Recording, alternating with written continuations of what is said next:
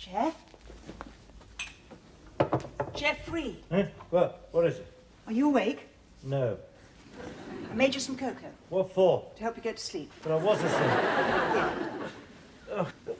Why are you so late? Look at it, it's gone 12. Oh, you had a 3-line whip. Well, I'm glad you still got a sex life then. Don't you want to hear about it? What? The debate is very important. Now, building industry regulations. You see, the main thrust of the issue is that Jeffrey. Jeffrey! What? Really? Did he? And what did you say to that? You're not listening. Honestly, since I became an MP, we just don't seem to talk to each other anymore. Well, there's a reason for that. You're never here. I know what MP stands for, missing person. I'll try and be back earlier tomorrow. Yes, you better. Why? Something important? Well, yes, as a matter of fact. Oh, Jeff. I hadn't forgotten, honestly. Now, where is it? Here. Happy birthday. So, I'll try and make dinner, won't you? I thought I might do salmonella again. I'll be back, I promise. You go back to sleep now. I couldn't do it without you, Jeff, you know that. If you don't get home earlier, you might have to. Cow.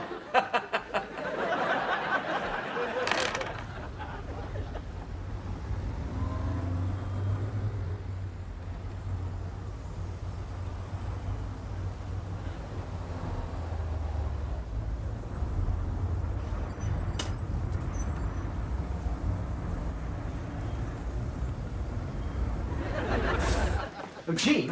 Jean. Oh, hello, Tim. Yes, hello. I've put your letters in your office, and here's the research you wanted. Oh, thank you. I'll get over. Anything else? Oh, yes. Would you send my husband some flowers? Me? I've never met him. On my behalf. Oh, right. How many? Oh, whatever you'll get for 5. 8. 10 pounds. And the message? Happy birthday, lots of love. Yum, yum. Yum. You must be joking. Yum, yum. Not so loud. What about snookums? You might get away with that. Look, just send the flowers. Am I to take it from your fresh appearance and look of enthusiasm that you're new here? And am I to take it from your note of cynicism that you're not? I expect you'll be the by-election. Well, I'll be who won the by-election, yes. Jean Price, Labour. Majority of 507. Ah, just scraped in. Godfrey Egan, Conservative, majority 14,010 and a standing ovation. How do you do? May I say, if you don't mind my mentioning it, what an extremely attractive outfit that is you have on. Oh, thank you. What a pity it's so totally inappropriate to the House. But then you represent a boiler-making constituency, do you, Mrs. Price? This is a trouser suit, not a boiler suit. And why do you ask, Mr. Egan? Do you represent a wig-making constituency? Very good. Just thought I'd mention it. We don't go in for these trouser things here. Well, you seem to be going in for them. What maketh man doesn't maketh woman. Does it, Mrs. Price? Doth it not? Well, fancieth that. Yonder is a turn-up for ye books. Parliament is an ancient institution full of tradition and precedent. And if you want to get on here, either in government or in opposition, the same rules apply. Don't rock the boat. And do wear a skirt. Excuse me. Patronising Wally. And don't use unparliamentary language.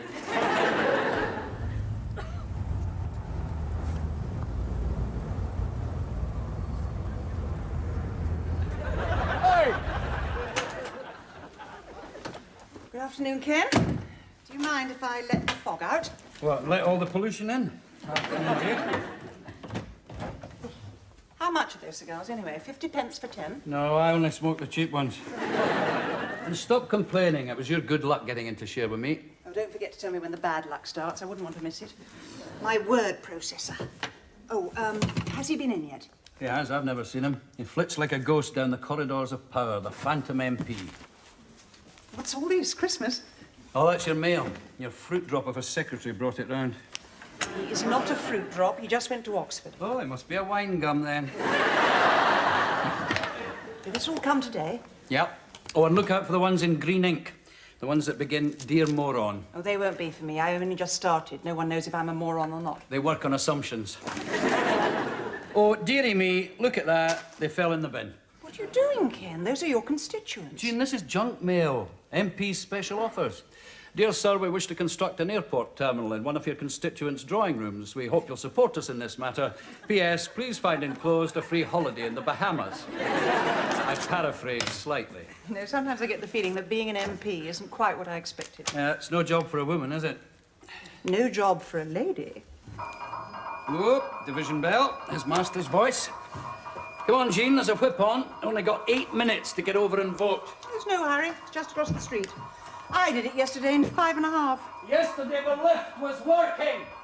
What? Oh, hang on.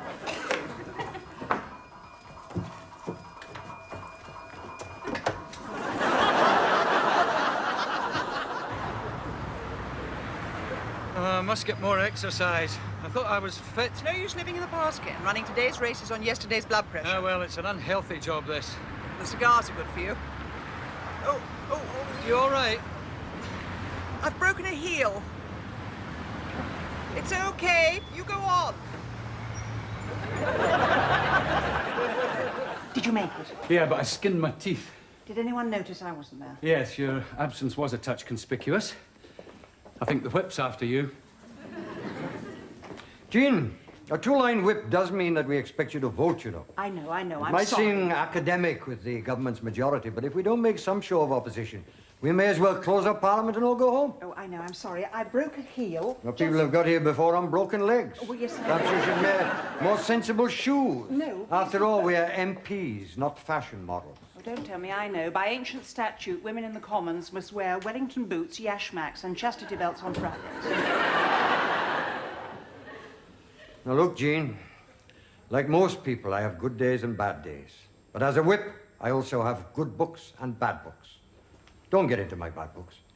Not even on a good day. Thank you, Warder. Oh, Miss Regan, could you tell me where the toilet is, please? Oh, certainly, just down there. You can't miss it. Oh, thank you.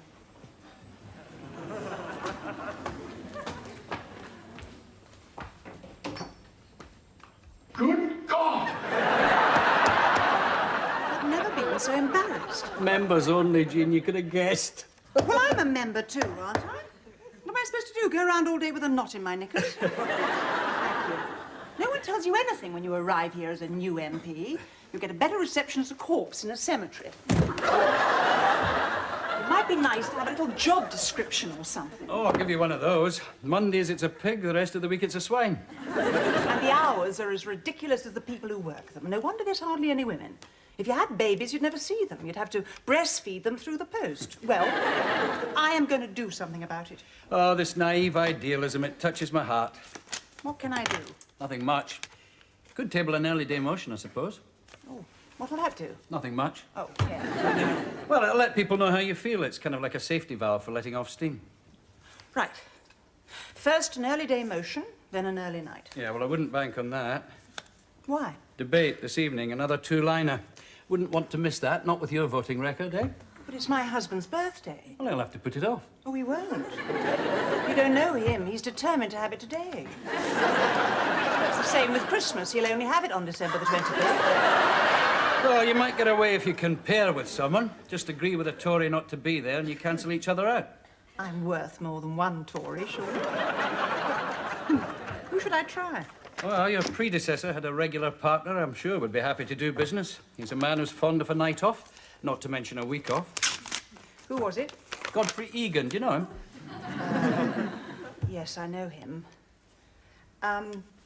Hold the fort, would you? I'm just nipping home to change my shoes. Yes, you're right. He doesn't like women in trousers. He finds it confusing. But then don't we all? Hi, Jeff. Hey, are you stopping to put down passengers or just passing through? No, flying visit. I broke a heel. How's it going? Well, the tin opener's red hot and the typewriter's melting. What should I wear to be persuasive? 8-ounce gloves. Remind me to hire you as a policy advisor. Listen, your constituents have been bothering me again. They've been ringing all day and screaming through the letterbox. Who has? Well, a Mr.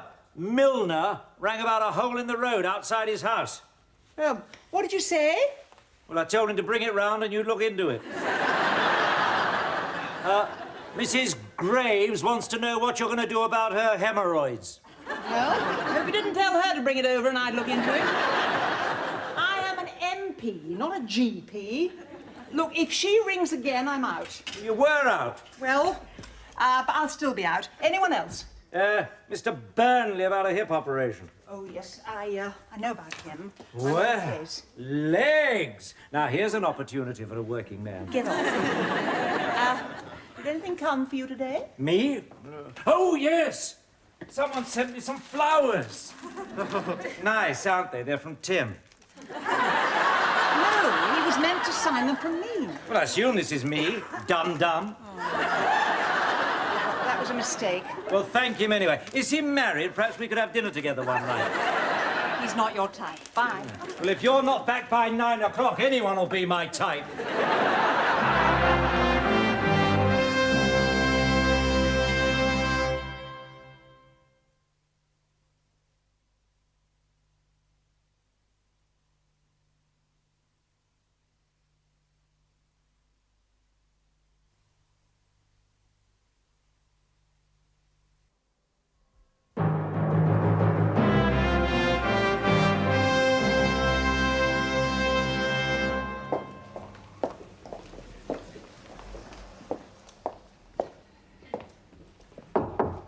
Who?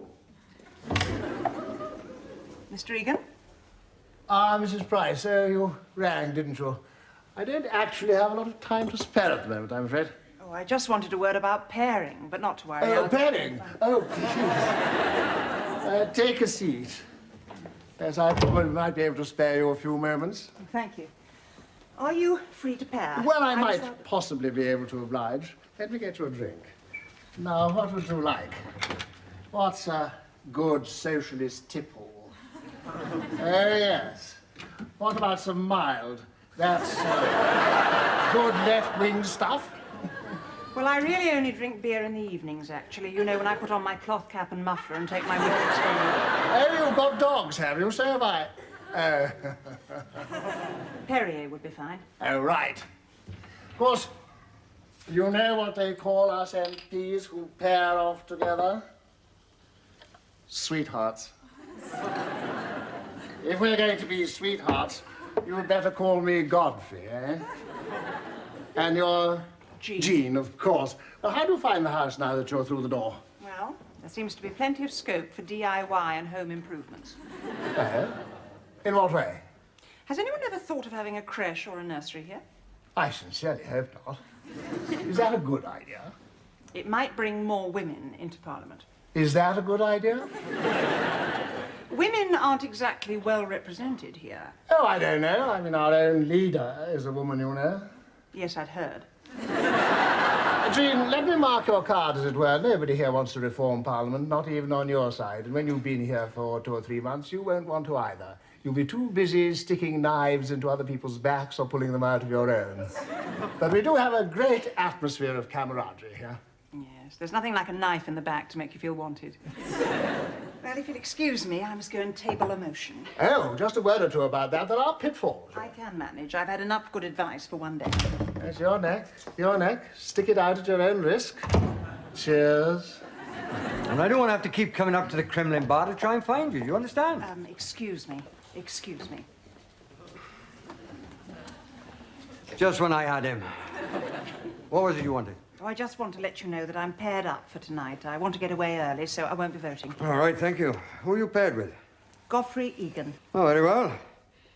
Any help over anything you need, Jean, my dear? Don't be afraid to ask me.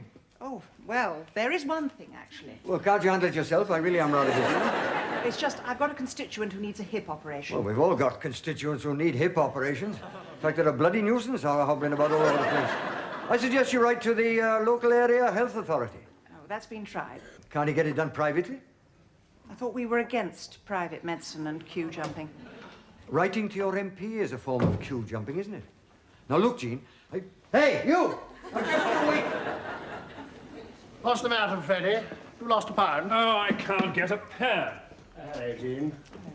I can. Leapt out of the water and straight into the pan. So what are you tickling them with, hmm? Charm, Freddie. Good old-fashioned charm. Ah, never had any of that. That whip is a cross between a welfare worker and a sadist. Oh, it's just his way of being friendly. I don't much relish having to go and ask favours of G. Egan, Esquire, pompous ass of this parish. And it's you treating him, really. What do you mean? Well, look, Jean, there's more Tories here than socialists, right? Half of the Tories haven't got anyone to pair with. They only get a night off and a bisque. So who's doing who favours, eh? Oh, of course. Obvious. Thanks for telling me. I must have looked a right idiot ingratiating myself with Hooray Godfrey. Oh, damn. Godfrey, hooray? He's not hooray. He's toot-toot. His dad was a train driver. He wasn't. Yes, he was. Nearest he ever got to the playing fields of Eton was driving past in the 6:15. He is a local boy made bad, he is. But what about the plum in his mouth? Oh, that's just a big slice of elocution pie. The truth is, his working-class credentials are better than yours. He was still using outside toilets when you were in ensuite bathrooms. Look, Karl Marx was middle class too, you know. In fact, if there hadn't been a middle class, there wouldn't be a Labour Party. Maybe, maybe not. Anyway, have you got a moment? I want to read you my early day motion. Ready? Yeah? This House, recognising the destruction to family life of honourable members caused by erratic and unusual working hours, therefore resolves to sit in future on 5 days a week between the hours of 9 a.m. and 6 p.m. Yeah? Well, what's wrong with it? Oh, nothing. It's fine. It's just that sometimes when you table a motion, some people are likely to want to saw the legs off your table. So the best... Hello. Hi. Yes, what is it, Tim? One of your constituents to see you, Mr. Burnley, about his hip operation.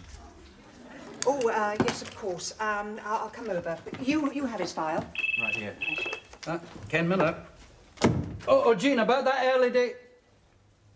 Too late. It's very kind of you, Mrs. Price, to see us at such short notice like this. Oh, no, not at all. It's what I'm here for. I know I've only been in the wheelchair 2 years and some have been waiting for 4. It's just that, well, it would be nice to be able to walk again, you know? Yes. Well, my predecessor as... Tim.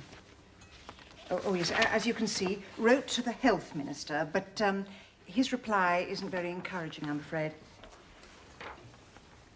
No, still. He'll be more busy with the health service, I expect. Yes.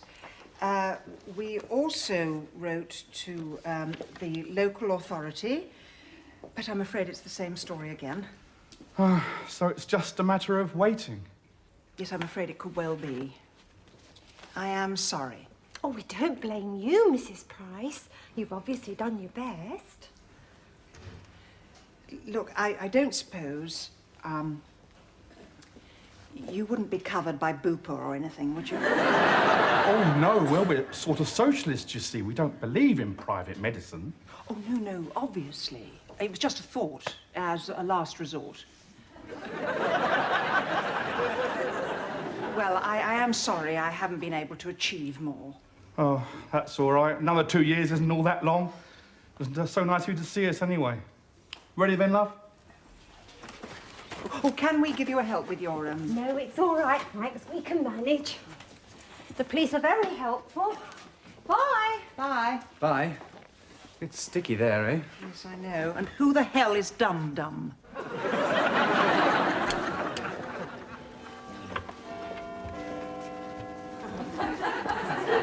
Yeah, well, roll on the weekend, eh? When we can all get out and kiss some babies. I try not to kiss babies. There's always a danger they might kiss you back. Tell them, Mrs. Price, how do you feel after your first 3 days in Parliament? You ready to meet the challenge and make the change?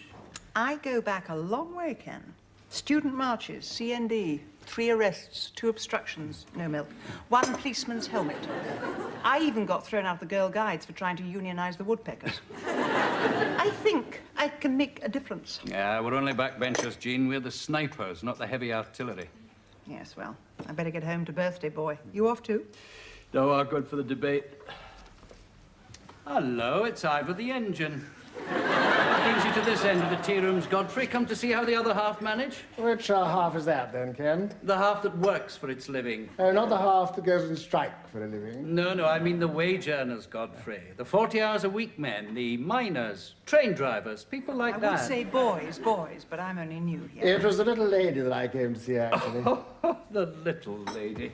Okay, I'm away. Bye-bye, little lady. Bye, Ken. Oh, the runaway train came over there. Any notice of him, Jean, is a cretin.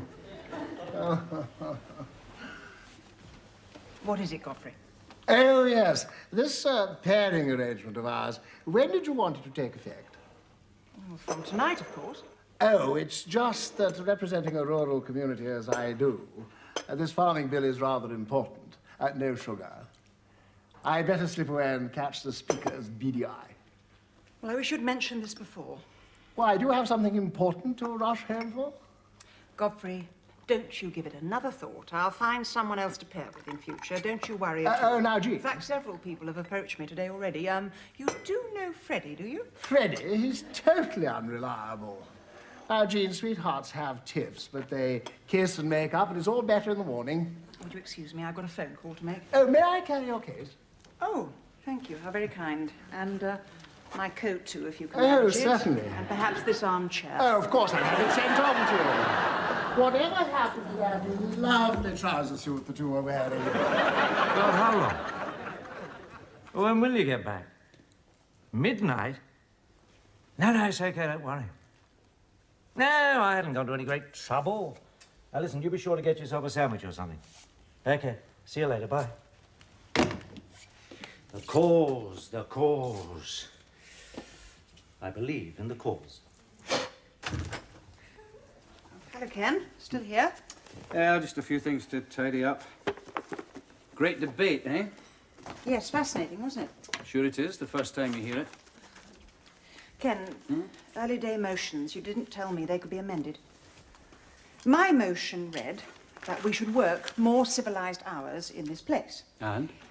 It has been amended to read, a truly democratic house cannot be run on an office hours timetable, and those who cannot stand the heat should get out of, or preferably back to, the kitchen. Oh. And furthermore, this house agrees that a woman in trousers is an abomination. You knew something like this would happen, didn't you? Well, it wouldn't be the first time, Jean. Well, why didn't you tell me there were sharks in the water? I thought everyone knew there were sharks in the water. No, I'm going home now. And I've missed my husband's birthday. So he'll have another one. I hope so. Look, Jean, I'm sorry, I should have warned you. But you're not the only one with problems, you know. I'm 400 miles from home. I see my family 4 hours a week. I get home, the kids won't get into the car with me. They think I'm one of these strangers they shouldn't accept lifts from. All right? Sorry, Ken. For a moment, I was doing something there I promised myself I'd never do. I was sounding like a politician.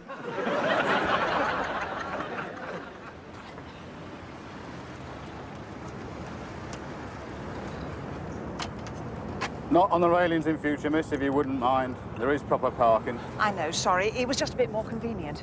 I don't know how many times we told you secretaries about this. I am not a secretary. I happen to be an MP. Oh, yes, miss. My name's Norman Tebbit. My advice is the same as his. Don't forget to put your lights on. Quite right, Norman. And though I am an MP, actually. Oh? I shouldn't have left my bike here. Oh, I know you're only doing your job, and it can't be an easy one. No. Price. Jean Price, Labour. Oh, yeah? So pleased to meet you.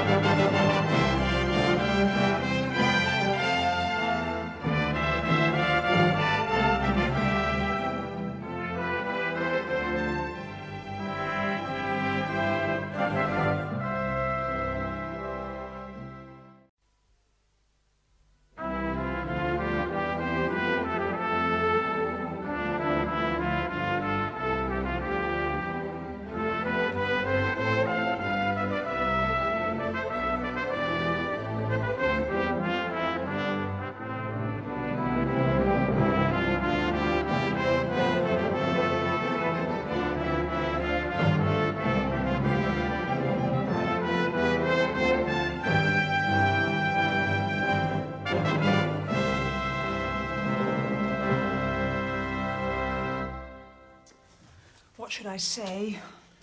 Well, you're not usually stuck for words. I am this time.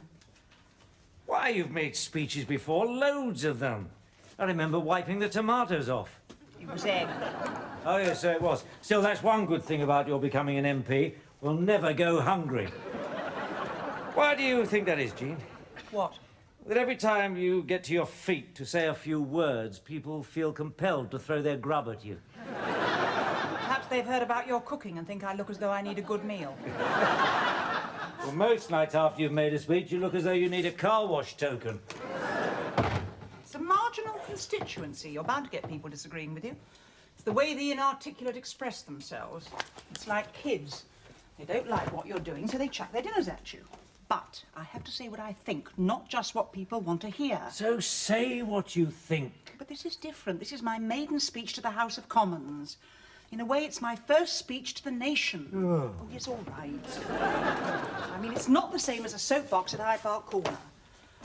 What should I say for a maiden speech? How about goodbye? Big help you are. Well, I've got my own job to do. I've got to finish the washing, put the plates in the spin dryer. You see what men are reduced to these days? What? Women's work. Well, if it's any consolation, Jeff, it's far worse to see what women are reduced to these days. Well, what's that? Politics.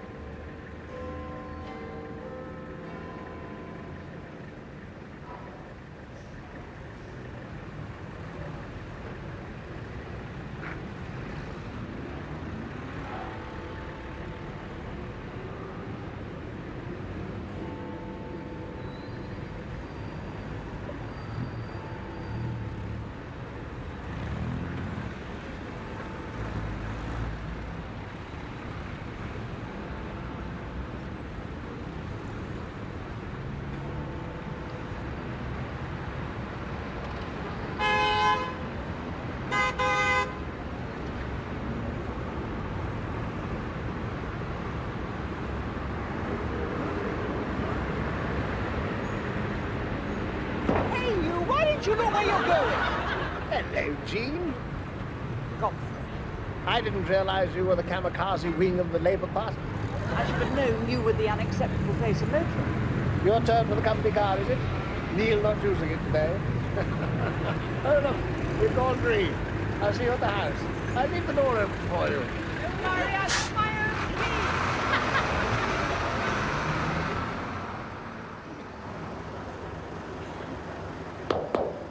Don't be late. Yeah, well, as long as you let me know in plenty of time, it'll be all right. Fine. Oh, Jean Price. Yes, Mr. Oh, Mr. Whip. Oh, for God's sake, I'm not an ogre, you know. Do call me Norman. This is the Labour Party. We're all comrades here. Yes, yes, Norman. Well, now, word to the wise. Yes. A clue to the clever. Maiden speeches. Yes. I assume you'll be making one. Yes. Yes, they all do. Well, you know the procedure, do you? Not really. Well, when you're ready with your speech, you slip me the word, and I'll give the speaker the nudge that you're looking to catch his eye. Yes. Then when you go into the chamber, tip him the wink, give him the nod you're ready to stand. Yes. And there won't be any need to say anything. Right. It's all quite clear, is it? Oh, limpid. Oh, you'll soon get used to it. It's the way we do things here. Right, I better brush up on my semaphore, then. By the way, Jean, you need anybody to show you the ropes? Any help with your speech or information whatsoever? Oh, yes, But don't bother me when I'm busy. Any other time, you'll be more than welcome. Right, well, when aren't you busy? Good God, woman, do you think I sit on my backside all day? Hey, just a minute, I want a word with you. Oh, are you all right, Jane? Yes, thank you. Hello. Well, for a start, you only got to do 10 minutes. Who says? Custom and precedent. And you'll enjoy the rare luxury of no interruptions. You mean they won't heckle me? No, not the first time. After that, they'll be bringing in dead cats to pelt you with. When you're maiden, you get a clear run. They're just weighing you up, really. Bit like a confederation of butchers sizing up a chicken while they decide which knife to use. What will they expect when I stand up? Do you play a musical instrument? Oh, come on. No, for a start, you'll have to praise the last incumbent of your seat, his sterling qualities and all that. didn't have any. It was being a slob that killed him. Well, that doesn't matter. Every man's a good man when he's dead. Then a few words about your constituency, something about your own interests, which particular cudgels you'll be taking up. Oh, I'll mention women's issues then. Oh, that'll be good. Oh, yes, that will be good. Oh, that'll interest them. No, it'll put them straight to sleep. In fact, the duller you can make it, the better. Once you hear those snores rumbling round the chamber, you'll know you've really arrived. In fact, I warn you right now, if you go in there and demonstrate so much as a spark of original thought, you are paving the road to trouble. Why? Because nobody likes a smart-ass, especially a female one. The art of good parliamentary speaking is to be as boring as the last man. It's not considered sporting to excel. Oh, it's nothing like aiming high. Tea? Tie. Oh, tie. Well, one last thing, Jean. When you've finished talking, Yes. somebody from the government backbenches will stand up to reply. They'll welcome you to the Commons and compliment you on the fluency, wit and eloquence of your speech. Oh, will they really? Yeah, but don't believe a word of it. They say that to everybody. Thanks, Ken. I've got so much confidence now, I think I'll give half of it to someone who's insecure. See you later, Jean. Committee calls. Bye. Godfrey, what are we privatising today, then? Certainly not Scotland. Langmere Lumreek. Scotch knit. You busy, Jean? Yes, I'm working on my maiden speech. Oh, well, I caught you at the right moment, then. Let me give you my card. Godfrey, I am paired off with you, not to say on occasion cheesed off with you. I already have a pack of your cards with all your various addresses. In fact, I probably know all there is to know about you, apart from your inside leg measurement. I could get my secretary to send you the details. That won't be necessary, thank you. Oh, well, this is my card with me wearing my other hat, my finger in my other pie. Egan, public relations. I know you, don't I? I'm in the Tory party. Well, be careful then. Godfrey, what is this? I'm busy. Well, supplementary to my parliamentary activities, I run a little public relations outfit, and we supply really reputable speechwriting service for MPs and so on. You what? Well, I've got a list here, actually. Yes, we offer a very full range. Now, here's the Peace and Freedom speech, 150. 100? Let me see that. Today's government, where it's gone wrong. Oh, yes. And now, that's on a cheap sale. You can have that for 65 quid. Look, I know where this government's gone wrong without paying £65 for it. But what are you doing selling speeches on where the government's gone wrong? You're in the government, aren't you? Well, yes. So I'm in a good position to know. Socialism, the way forward. Ah, yes. Now, that comes a bit more expensive. As you can imagine, that was quite difficult to put together. What you know about socialism, Godfrey, could be writ large with a thick pencil on a gnat's bum. Well, you surely don't imagine that I wrote it myself. No, I got one of your lot to write it for me. Who? Ken Miller. Ken? Yes, the Scotch knit. Didn't do a bad job, actually. Nearly won me over myself. Luckily, I came to my senses. It was well worth the 80 quid. But it says here 140. Well, you don't begrudge me a little something for myself, a little bit for my trouble. I don't believe it. I mean, I am absolutely speechless. Well, it's a good thing I sat down, then. With indignation. Oh, well, here you are. Indignant speech. There we are. 45.90 plus that. It might have slipped your notice, but we are on different sides of the political fence. So, what's wrong with a little private enterprise? Go and table an amendment somewhere, Godfrey. I'm busy. Now, just a second, Jean. Wait a minute. Now, here we are. Yeah. Basic maiden speech. Yeah. Runs 10 minutes at normal talking speed. Always goes down well. They've heard it before, but they love to hear it again. You just insert the name of your constituency in the blanks there. You know, far from seeming like an MP, you remind me very much on occasion of an over-persistent second-hand car salesman. Oh, are you looking for a car, then?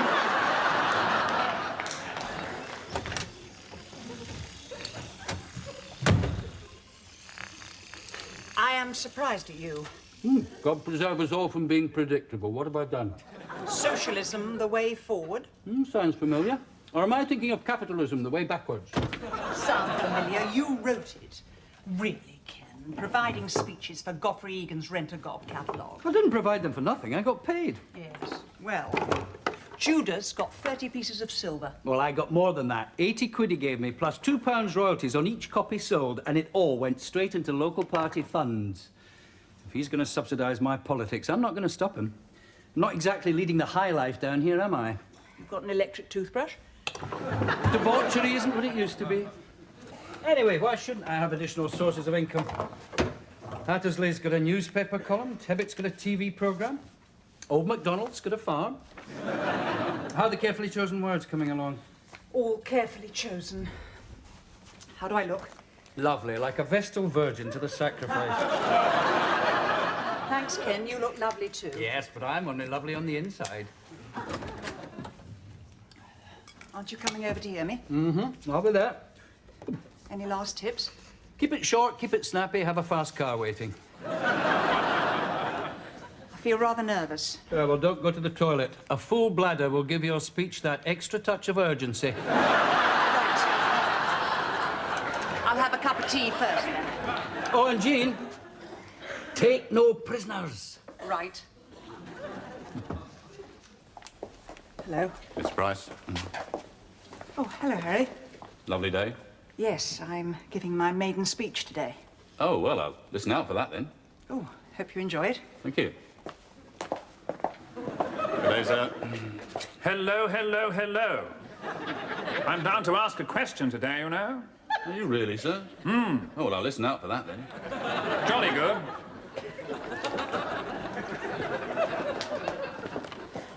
Jean? Jean, What is it, Tim? I'm just going to make my speech. I've been looking for you everywhere.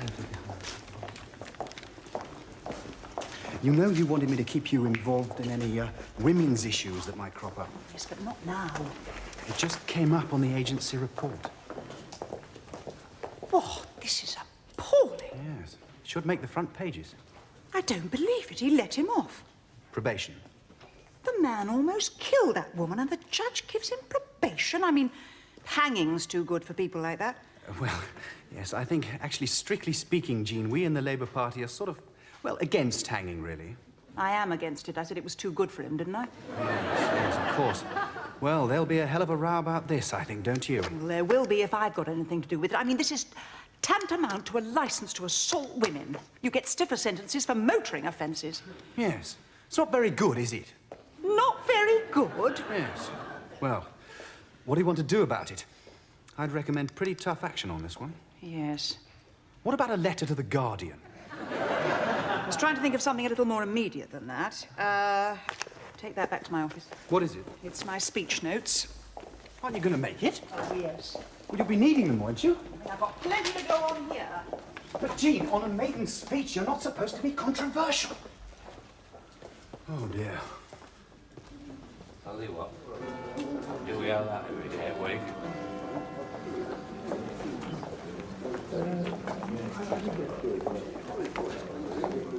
Now, Jean. Jean Price, a moment of your time, if you don't mind. Yes, Norman. What exactly was the meaning of that? What? In there, that farrago? Oh, that was my maiden speech. That was not a maiden speech, it was common assault of the eardrums. That speech should not have been made. It contravened every parliamentary precedent going back to Cromwell. They sat up and listened, didn't they? Only because they couldn't believe what they were hearing. Well, I couldn't believe what I read. I thought they received it rather well. It is known in the trade as a stunned silence. The only sound I could hear was the dull thud of chins hitting the carpet as honourable members were gobsmacked. But you agree something had to be said about this? Well, of course. And later on this afternoon, we would have rolled out the big guns, but you preempted all that by letting off your damp squibs. It was not a damp squib. The Shadow Minister would have had more than plenty to say about that. Well, I had plenty to say about that. He is an experienced politician. I am an experienced woman. Well, if you're going to drag irrelevances into it. Anyway, it's done now. I suppose, all things considered, it wasn't a bad speech. Thank you, Norman. For a novice. Well, I better be getting on.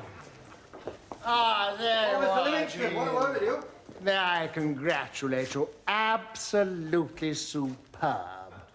I was moved. Very good. We were all moved, weren't we, Freddie? Well, Yes, Freddie was moved too. I'll be in the bar if anybody wants to, but I don't suppose they will. Yes, really very impressive, Jean. You tackled that woman issue square on. Really took the cow by the horns. Very good. Oh, thank you, Godfrey. You're so graphic. Oh, in fact, thank you.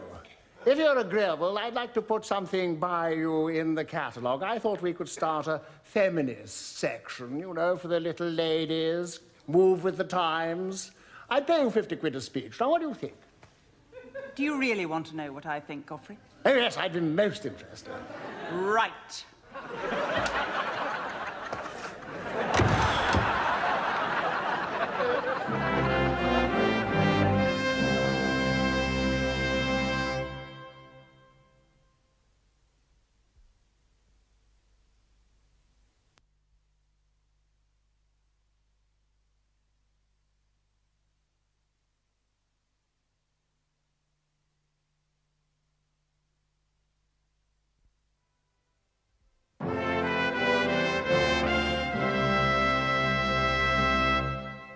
Well, that was an outstanding debut.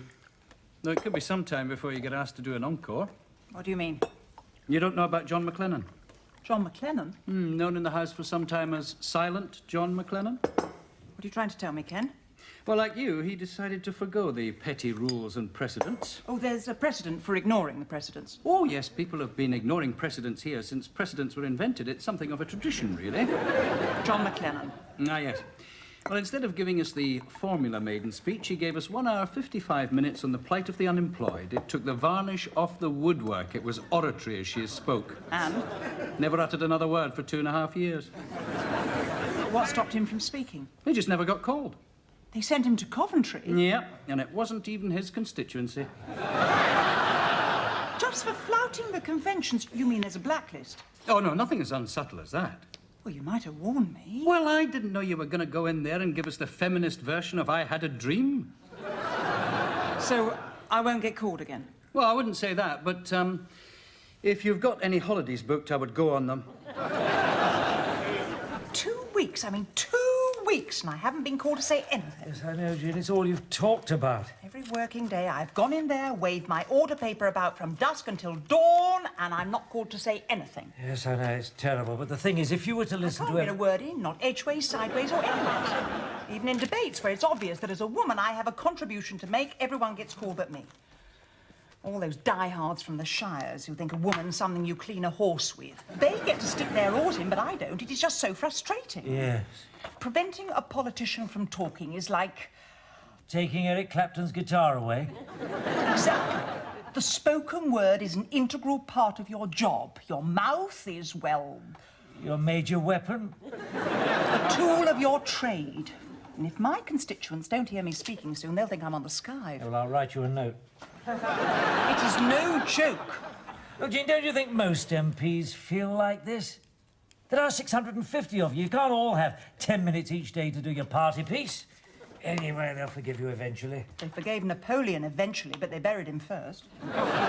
It's so unfair. The cause of all this only got probation. I'm getting a harder sentence than he did. Yes, but that judge did take early retirement. 20 years too late.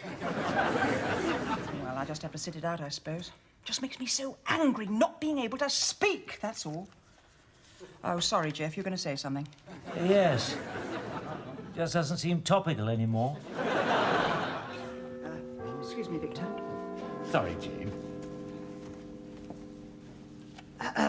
Norman. No. What do you mean, no? You don't even know what I'm going to ask you. It's a favour, isn't it? Well, yes. No. What happened to you scratch my back and I'll scratch yours? My back's not itchy. Mine might be. Well, that's just too bad. See, it's the duty of the whip to maintain party discipline. In fact, you know where the word whip comes from? It's a Soho expression. Fox hunting term. The whipper-in is the man who stops the dogs getting out of control. Oh, I see. So in your opinion, backbench MPs are a bunch of animals, are we? Yes. And if you think I'm going to reward little messes on the carpet, such as outrageous maiden speeches, with little words into little ears just because someone hasn't been called to speak recently, well... Yes. No. Anyway, I hope you're settling in, Jean. Any problems, you know what to do. Yes, I ring the Samaritans. Hello, Jean. Not now, Godfrey. I'm working on a depression. I thought I'd stop by and say those 3 little words that mean so much. I love you too, Godfrey. Now get lost. No, the other 3 little words, quid pro quo. And what do you want a quid for? Well, I tell you, if I had a quid for every quo I didn't have a quid for, I'd be a very rich man today. You are a rich man today, Godfrey. I looked you up in the register. Oh, how kind of you to take an interest. Not at all. I assure you I was entirely motivated by malice. Good. You're getting the feel of the place. Now, small birds tell me that you're not being called to speak, and maybe you'd like to know what's stopping you.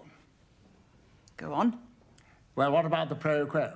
What about it? You give me a little speech from my catalogue, and I'll give you a little insight into the workings. Let's see if your quid's bankable first. Well, the remedy's very simple.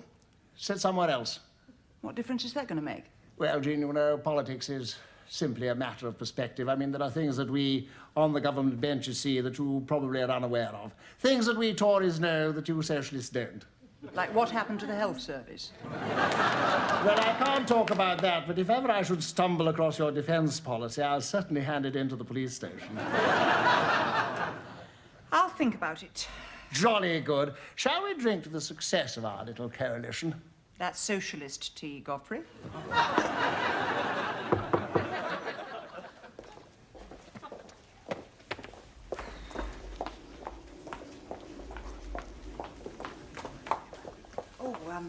I got called to speak today, Harry. Well done, Mrs. Price. That speech ready yet, Jean? Hope it chokes you. Thank you. Ah, Freddie. The vote catcher you wanted for the little ladies. Ah, you've got it. How simply splendid. Will you take a check? So what difference did sitting somewhere else make? It was Victor. I was right next to him. And? So, what about him? He's 22 stone. It was like sitting next to a brick wall. No one could see me. I see. So it wasn't discrimination. No, it was invisibility. What did you say? Well, the speaker called me on the equality debate, so I got up. And you should have heard them on the other side when I started to attack the government's record on opportunities for women. Well, you really won them over, I bet. They really sat up and listened, eh? They called me an ignorant bat. Someone shouted, "Sit down, you silly cow." Another said, "Go home and put the tea on, do what you're good at." Oh, that's dreadful. It was great. It was great. I really felt as though I was participating in the serious side of politics at last.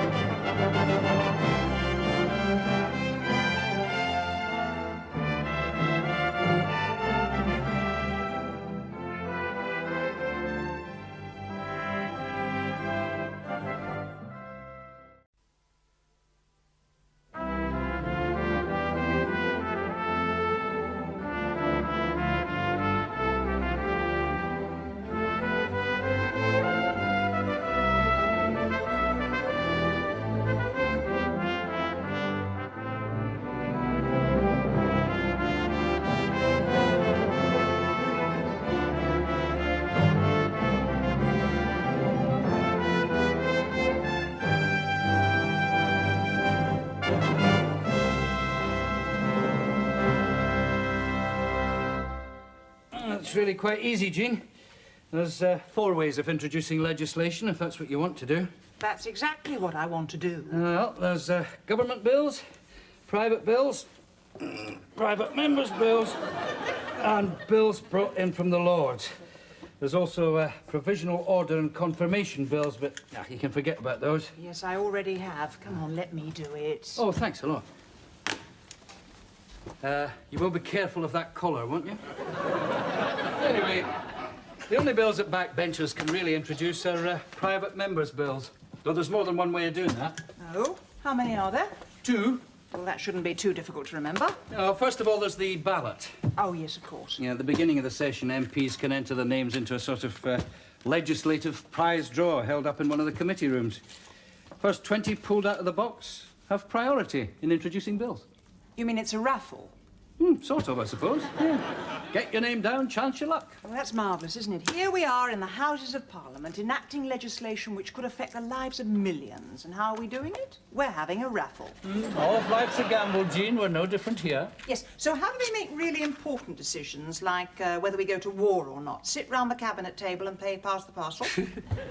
I'm not saying it's a good system, and I'm not saying it's a bad system. All I'm saying is, if you want a chance of winning, you've got to buy a ticket. So can I still put my name down? If you're quick. How quick? You've time to earn a few more shirts.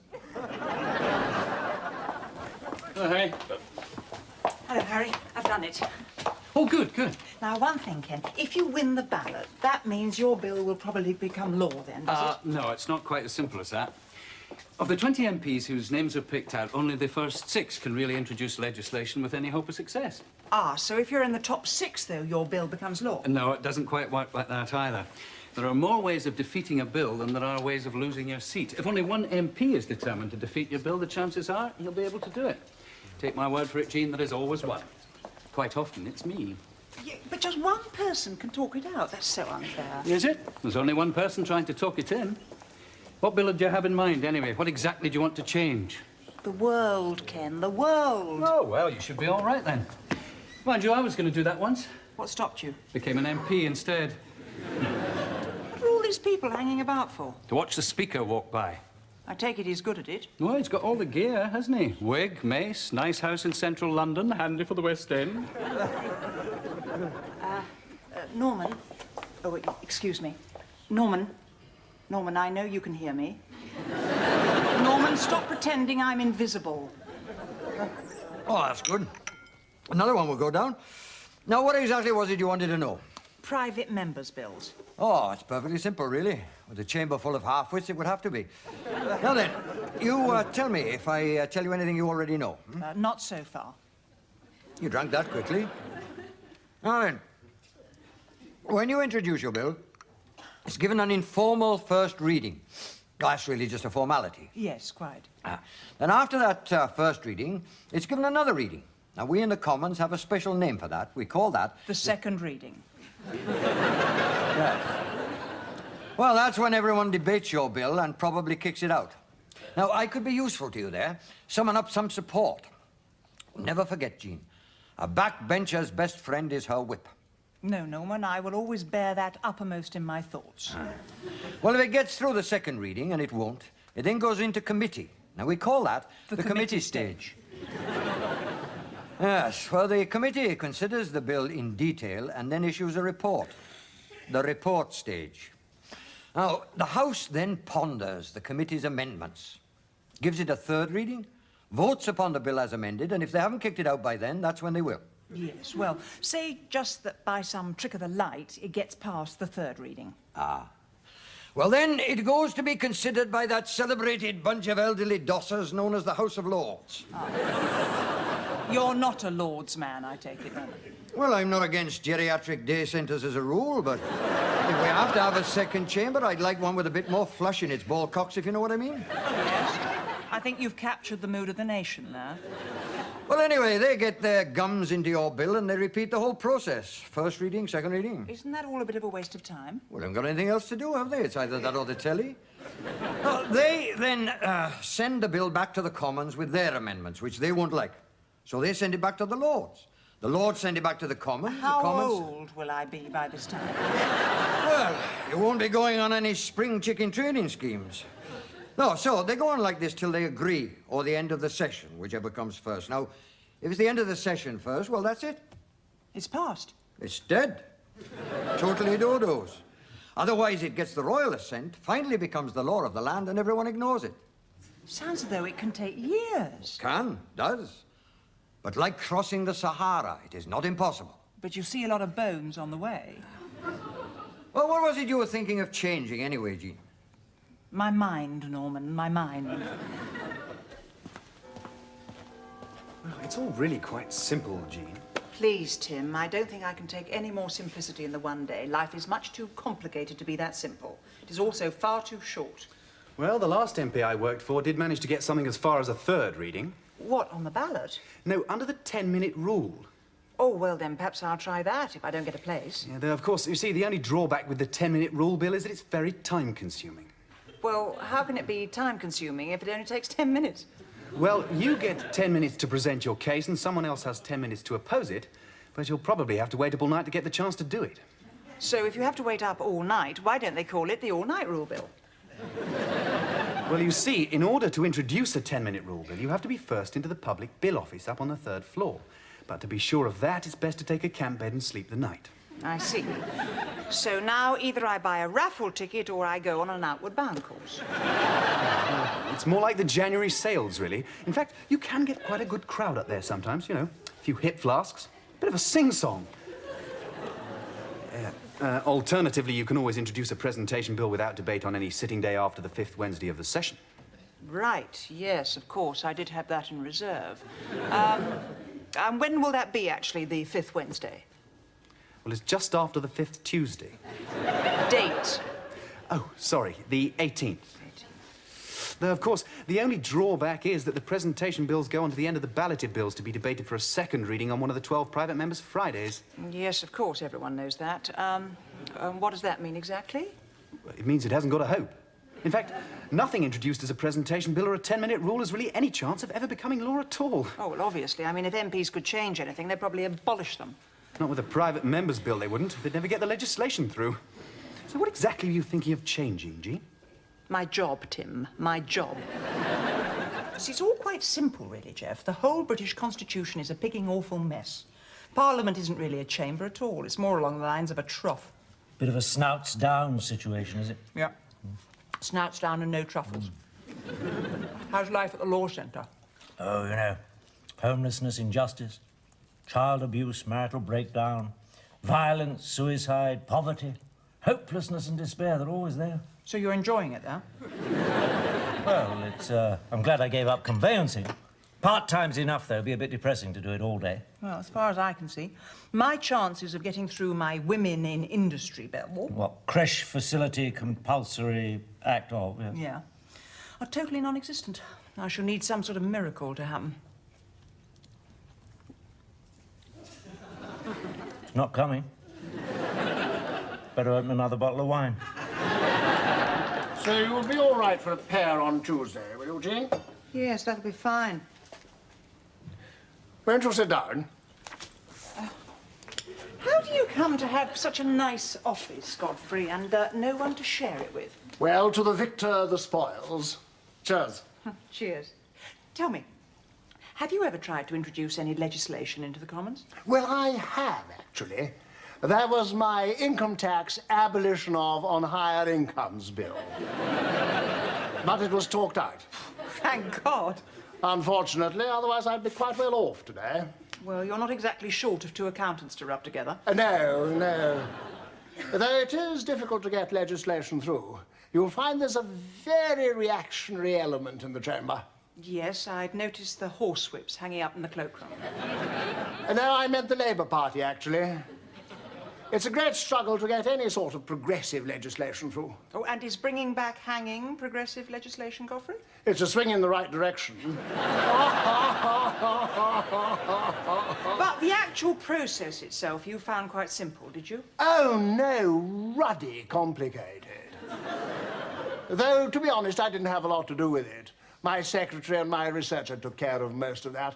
I mean, I don't really feel that it's an MP's place to be overly involving himself in politics, do you? Well, no.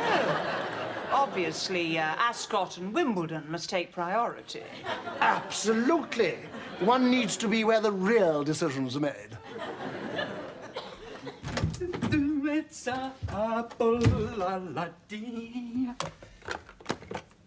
What's this? If we had any champagne, I would open a bottle. As we've only got coffee, I'll make us a cup. As we haven't got any milk, I won't bother. Have a biscuit. What are we celebrating? Why weren't you there? Because I was here. Don't you know the first rule of politics is to be there? Yes, I just can't work out where they're supposed to be. By the time I get there, it's gone somewhere else. Yes, well, you should have been 5 minutes ago, was up in yonder chamber where the Clerk of Ways and Means did his celebrated impression of a bingo caller. Oh, you mean the ballot for the private members bill? That's the one. You won. I didn't. I did? In the first 6. I am, really? Beginner's luck, eh? 10 years I've been doing that raffle, never got so much as a pot of jam. Top 6? So that means I can introduce a bill that will well become law. Could be. Oh, I must tell Jeff. Oh, this is great, Ken. It's like winning the pool. It certainly is. And what do you get when you win the pools? Lots of money. Yeah, and what do you get when you've lots of money? Begging letters? Yes, begging letters. Lots and lots of lovely begging letters, preceded by begging phone calls. What? Hello, Jean Price. Hello, Ken Miller.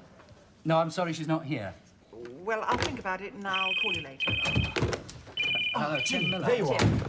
Hello. Well, no, never heard of her. Wrong number. No, I'm sorry, she's in hospital having a vasectomy. You know about the ballot. Yes. Well, you're wanted in the lobby. Who wants me in the lobby? A large crowd of people seem to want you in the lobby. Can you... Morning. Oh, Jean, I hear you want a place in the ballot. Soft whisper in the corner, eh? Later, Norman, if you wouldn't mind. I'm rather busy at the moment. Later? But I'm a whip. Ah, Jean. Godfrey. A little proposition. Yes, I'll get back to you later. Later? But I'm in Who's Who. Jean, I've compiled an appointments list of those lobbyists and pressure groups Yes, what time's the first one? 5 minutes ago. Just remind me, Tim, do they want to see me or do I want to see them? Oh, they want to see you. I'll have a cup of tea first and be back in 10 minutes. How badly do they want to see me? Oh, quite badly. Right, I'll have a scone as well.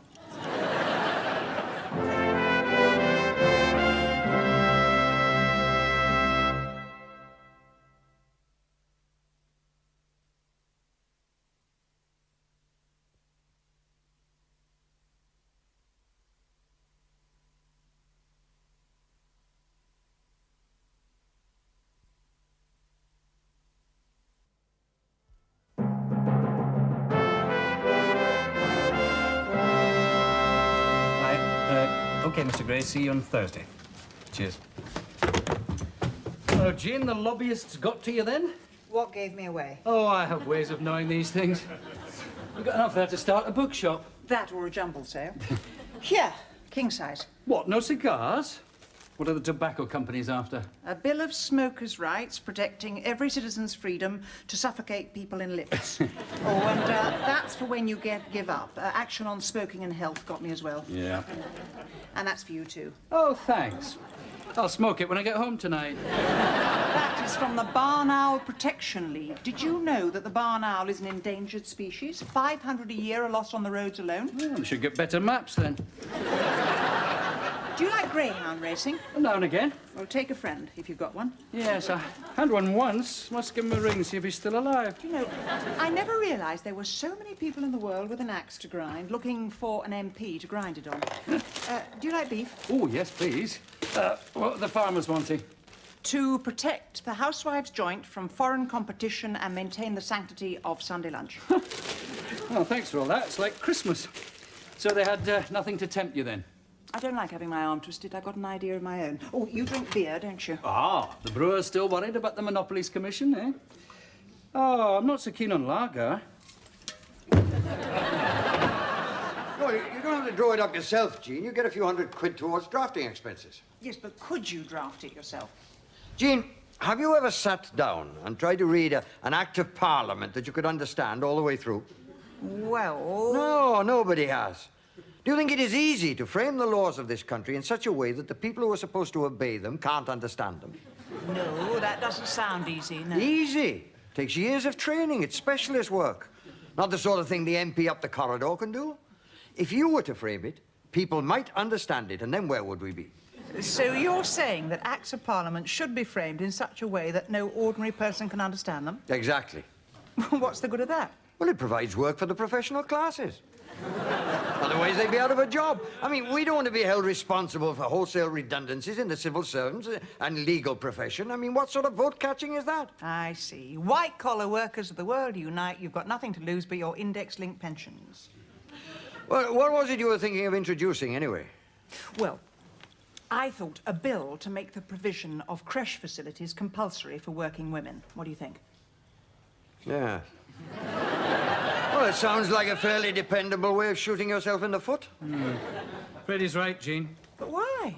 We all agree that providing childcare for working women is a good thing. Oh, it's a wonderful thing. Absolutely Well, essential. of course we believe it. We've told the press we couldn't be seen doing otherwise. What do you mean seen doing otherwise? This country is the worst provider of childcare in the whole of Europe. Yes, exactly. Shocking, shocking. So? It still won't succeed. It's just too controversial. Whereas if you had a tamer bill, you might get it through. How tame? Oh, something that wagged its tail and didn't look as if it would bite anybody. Yes, in fact, if you're looking for a little dog to walk, Neil is quite keen on a bill to reform... thank you. If winning the ballot is like winning the pools, then it's my money and I shall spend it on what I want. Excuse me. Oh, that's a pity. I had a nice little Home Rule for Scotland bill all lined up. I have to speak to your whip about you. Jolly good of you to drop in, Jean. Yes, well, I notice you don't often make it as far as my office. Well, I don't mind slumping occasionally, but, now, as you know, I do have friends. Oh, good. In places both high and low. Mostly the former, who have put it to me to put it to you, if I may put it that way. You may put it how you like, Godfrey, as long as you're careful about where. That for an MP to get a bill through, she needs backing. Now, it is possible to take on a government bill to which you might feel sympathetic. I mean, they're not all partisan. You put your name to it, we get it through for you, you get the glory, we get the legislation. Your quid's up, we're quids in.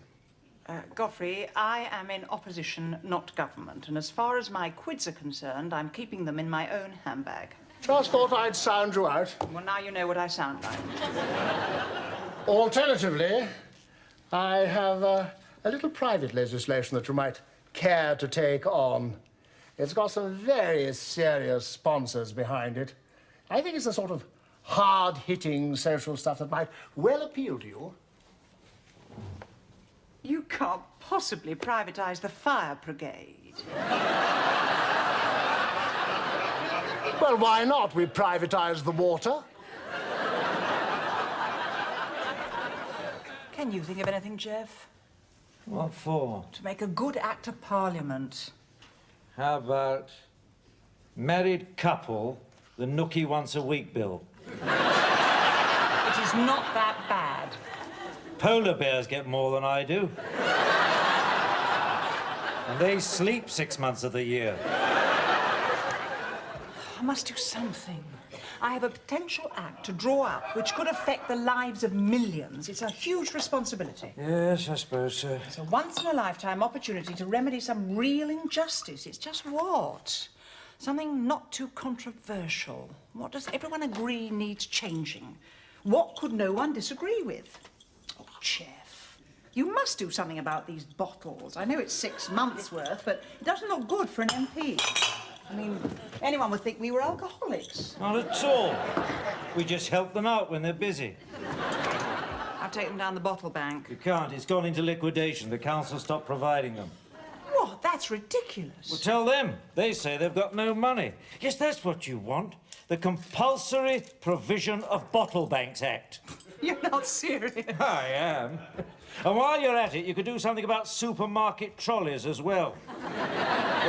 They're a plague. They get everywhere. You're walking down the street, they knock you off the pavement. You hear a noise in the middle of the night, they're coming up the stairs. I've even seen them in the cinema watching the films. No, you haven't. Oh, yes, I have. You should pass an act saying that any trolley found more than 100 yards from the supermarket it belongs to will be given 3 warnings and then shot. I suppose they are a bit of a nuisance. No, worse than that, they're a sinister political force. You wait. If ever we have proportional representation, trolleys will get more seats than the SDP. It's not much of a way to go down in history, though, is it? I mean, Wilberforce got slavery abolished. Pankhurst got women the vote. What did Jean Price do? Got bottle banks in car parks and organised lynch mobs for trolleys. Well, it all adds up. It's not just the big things in life that need fixing. It's the dripping taps as well. Life is compounded of little miseries, you know. You don't have to tell me. I mean, Thomas Crapper. He did as much for the human race as any of the great reformers ever did. Thomas Crapper? Yes, you know, he invented the flush toilet. You could do something like that. Yes, I'd really be a household name then, wouldn't I? Oh, where are you going to, dear? I'm just off for a quick Jean price.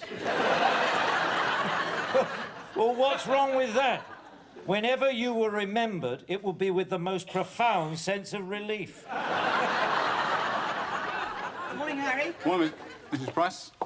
What's the matter? Oh, I got a bit of whiplash. I was driving in this morning, someone left a supermarket trolley right in the middle of the road. Oh, dear. I mean, you'd think someone would do something about it, wouldn't you? Yes, you would. Morning, Norman. Morning, Jean. What happened? Militant tendency finally catch up with you? You wouldn't believe it. Open my front door this morning, step out, fall over a supermarket trolley. I was 5 minutes doing cartwheels. Hey, just hang on a minute, I want a word with you. Oh. See, I can't catch him now. The provision of bottle banks, brackets, compulsory trolley retrieval, close brackets, bill. Presented by Mrs. Jean Price. Oh, I've smoked all my fags. Well? Well, it's not exactly votes for women, is it? I thought there was a saying north of Hadrian's Wall that many a mickle knacks a muckle. Well, you would need hell of a lot of mickles that size to make even half a muckle. Every little helps, you know, from every little helper. I haven't even got a dog end. At least it's non-controversial. Yeah, so's boiled fish, but nobody wants to eat it. Oh, pardon me for taking your advice. You're the one who told me to tone things down. Yes, but I didn't tell you to turn them off altogether. Oh, do you think it'll get past its second reading? Oh, I should think so. Nobody could possibly object to anything as banal as that. It's like asking people if they're in favour of motherhood and little children. They're bound to vote yes. Ah! And it failed? Abysmally. But why did they kick it out? They didn't kick it out. There just weren't enough of them there to kick it in. There weren't enough MPs in the chamber to have a division. You need a minimum of 40. And how many did you get? 3. And they've been there since Thursday night. They just hadn't woken up and gone home. Well, so what happened to the other 600 and sods? They were back in their constituencies. They didn't think my bill was worth staying for. What a wasted opportunity. I should have stuck to my creche bill. It might not have succeeded, but at least it would have put a few bums on seats and got a bit of a debate going. So it's dead now, is it, the creche thing? Yes, unless... No, hang on. There's still the 10-minute rule. I've just got to be first outside the office. Jeff, where's the camp bed and our sleeping bag? What? Well, I'm afraid it's going to be best if I go back and stay the night. Stay the night?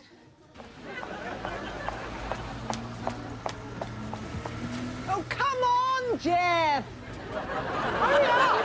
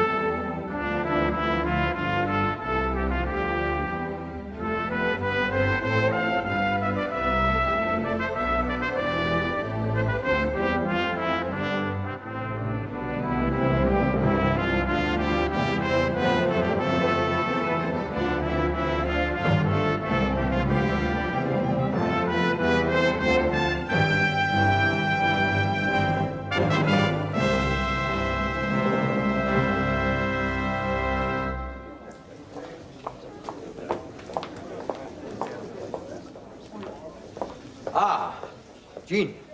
Oh, yes, no. One in confidence, eh? What about? Allegations laid. Certain doorsteps, various complaints. What about me? Not specifically, no. Lady members in general. Oh. Apparently, some of them have been standing about provocatively in the lobby. Standing provocatively? Well, some of the older members have become visibly distressed. No, not visibly. More distracted, you know, unable to concentrate on the job in hand. On the job, as it were. Really? You don't say? Oh, I know. It's chauvinistic, it's sexist. It's too bad, but there it is. So, if you could just have a word with the rest of the girls next time you're having a natter in the hairdressers, you know, a bit less leg, bit more hemline. Yes, Norman, the girls here don't have a hairdressers. Of course, I know male MPs do, but women MPs can't even buy a pair of tights in this place. Well, I can't buy a pair of socks, but don't get me complaining about it. I mean, it's the House of Parliament, it's not a boutique. Now, who precisely has been complaining about provocation in the lobby? Well, certain members, on both sides, actually. Well, it's nothing to do with me, Jean. I mean, you've come to work in a wetsuit for all I care. You know, I'm just passing on the message. I'm the sewer, you know, I'm not the sewage. Oh, well, I'm sorry, but I don't see my standing in the lobby going about my rightful parliamentary business is inflaming anyone's passions. No, me neither. There we are. So, if you could just tone it down a bit. Tone what down a bit? What exactly does standing provocatively look like? Well, I'm no expert, but I believe they mean a bit of this and some of that. And that's provocative? Well, obviously not when I do it. Yeah, well, I should take care not to stand like that then, Norman. I wouldn't want to provoke anyone. Quite. Yes. Well, I'm sorry about that. Before you go, I'd like to complain about male MPs acting suggestively in the corridors, thrusting their pelvises forward as lady members walk by.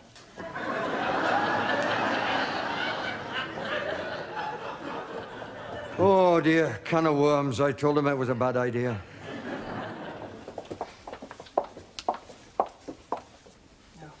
Morning, Harry. Morning, Mr. Price. Morning, Ken. Hi, Jean. You all right? You're walking a bit like the woman that decided to do without the anaesthetic. I feel like it, too. Oh, tell me, Ken, in the Commons cloakroom, what's that little pink ribbon for? The pink ribbon? Yes, you know, above the coat hanger. Oh, yeah, that's for hanging your sword on. Oh, of course. I knew it had a contemporary feel about it. Yeah. A bit like the woolsack, isn't it? What do you mean? Oh, you know, the woolsack the Chancellor sits on. It was stuffed with wool because at the time, wool was the basis of British prosperity. So what should they be stuffing it with now, eh? Japanese tourists? Yeah. Oh, by the way, your phone rang. You wanted over in Central Lobby. I have just come from Central Lobby. Well, you better get back there, then. Oh, Jean, hope it gets better. So do I, but somehow I don't think it will. Where are they? Over there. And what do they want to see me about? They're environmentalists. I've got some details here. Oh, so they're Greens? Well, yes, but with a small G. Ah. I mean, I don't think they're Greens politically. I mean, they're not Greens. So what are they politically? I don't know. Probably red. Red Greens? I think so. Or possibly light blue. Can you get blue Greens? Well, you can get green blues. Ah, but they are left of centre. Well, they're certainly left of right. A lot of Greens used to be right of centre, but they went left when they got disenchanted with the right. So they left. Is that right? Yes. Do you want to see them? Are they still here? Sorry? What's it all about? Nuclear and toxic waste. What, in my constituency? Apparently so. Where? Passing through. Okay, I'll see them. Oh, and Tim? Yeah. You won't stand provocatively in the lobby, will you? Sorry? Toxic and nuclear waste? Yep. They say it's being transported by rail through the constituency in unmarked containers in the middle of the night. Oh, why do these foul deceptions always take place at dead of night? Oh, I suppose it makes it all nice and furtive. Well, do you think it's true? Well, I don't see why they should make it up. I don't see why they shouldn't. What, go to all this trouble? Oh, other people go to more trouble for less fun. There are hoaxers, Jean, whose entire leisure time is devoted to making their MPs look stupid. Not that MPs require any assistance in that direction. But look, they've got photographs. Here. Jean, what is this? Well, it's a photograph of an unmarked railway container at night. Yeah, it's not the sort of evidence to unduly trouble Rumpole of the Bailey. Yes, I know, but I've got to do something about it, haven't I? Why, there's not another election for a couple of years. Just a wee joke. Yes, well, a large mushroom cloud hanging over my constituency won't exactly enhance my reselection prospects. If it comes to mushroom clouds, none of us will have any prospects. And say they're right. And one day there's an accident. These railway lines run within 100 yards of my constituents' houses. There are innocent families who know nothing about this, lying asleep. Innocent families with little children? Yes. Tiny tots. Wee defenceless mites of unblemished character and spotless nappy. Frail grandmothers who've toiled all their lives to make a penny here and a penny. I wouldn't expect you to take it seriously. But I do, Jean. I am serious. That's got to be your approach. You won't get much public sympathy if you say the railway line runs within 100 yards of drunks, pimps and the Inland Revenue. We'll be cheering it on. Do you think it's conceivable, then? Well, it's not inconceivable. So, how do I find out more about it? Well, you better start asking questions in the house. What sort of questions? Questions like, am I prepared to ask a question? That's a question you've got to ask. Do come in. Nice to see you. No, Godfrey, it's not one of your constituents, it's your pair. Oh, hello, Jean. Do sit down. Are you busy? Oh, never anything else. Gilts are up, I see. How's income support doing? Oh, I don't see that listed here. Godfrey, I wanted to ask, have you been approached by that environmentalist group? Yes, I have. What did you think? Nothing that a wash and a haircut wouldn't cure. What did you think of what they said? That waste isn't just going through my constituency, you know. When it leaves London, it goes through yours as well. Allegedly. Well, yes, but isn't it worth investigating? They do have some evidence. Oh, I'm rather inclined to doubt that. No, just sounds to me like scaremongering, politics of panic. Publicity, that's all they're after. Maybe, but if what they're saying is true, it needs publicising, doesn't it? Oh, Jean, that sort of thing just frightens people. Well, they frighten me. Well, look what they're like with their food. A little bit of salmonella in their eggs, which never did anybody any harm, as far as I know. It has killed people, Godfrey. Well, apart from that, a little bit of salmonella in a few eggs, and it's genocide for chickens. No, I'm inclined to wait and see. Wait and see what? Whether eight-legged sheep start hopping up the high street? You have to watch these environmental groups, Jean. They want it both ways. If they want clean power, they have to go nuclear. Nuclear power isn't clean, Godfrey. It's as filthy as old boots. It's just that the dirt's invisible. I mean, what's the point in making new nuclear reactors when we've untapped natural resources? We've hydropower, solar power. Solar power? But the sun is a nuclear reactor. Yes, but it's a little further away than Sellafield, and we don't have to decommission it. Look, if people have toxic waste passing within 30 yards of their homes, they have a right to know. Absolutely yes. But so long as the people in charge know about it, I have every faith in the powers that be. Godfrey, you are the powers that be. Well, there you are, then. So what are you going to do about it? Nothing? Well, I shall certainly be monitoring the situation closely, keeping these matters in the forefront of my mind. I see. Less than nothing. Jane, you haven't been here very long. You know you shouldn't believe everything that you're told. No, Godfrey, I don't. And that's why I intend to start asking questions in the house. Oh, well, that's a harmless occupation, so long as you don't attach any importance to it. Good luck. Thank you, Godfrey. Now, I wonder how my shares in amalgamated uranium are.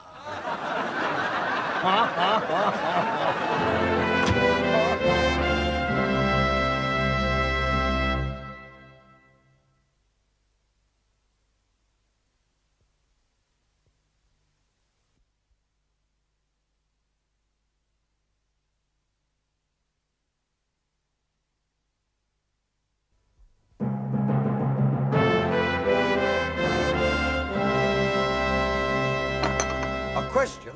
Yes. This is what we're here for, after all, isn't it? I mean, this is the whole function of an opposition, to ask probing questions. No, it isn't. The whole function of opposition is to get elected next time. Oh, yes. To make the government accountable, that's the function of opposition. By asking questions, that's what I said. Yes, but you have to remember that MPs ask about 50,000 questions a year. Not each. Really? Oh, yes. And why do they ask all these questions? Because they're ignorant? Well, a lot of you are, yes. To obtain information or to press for action. Erskine May. The political Bible. And what is it that you want to do? What? Obtain information or press for action? Yes, well, in a way, both. Ah. So should I ask 2 questions? Well, you may have to. And the rest? What do you mean? Well, just because you ask a minister a question doesn't mean he has to give you an answer. No.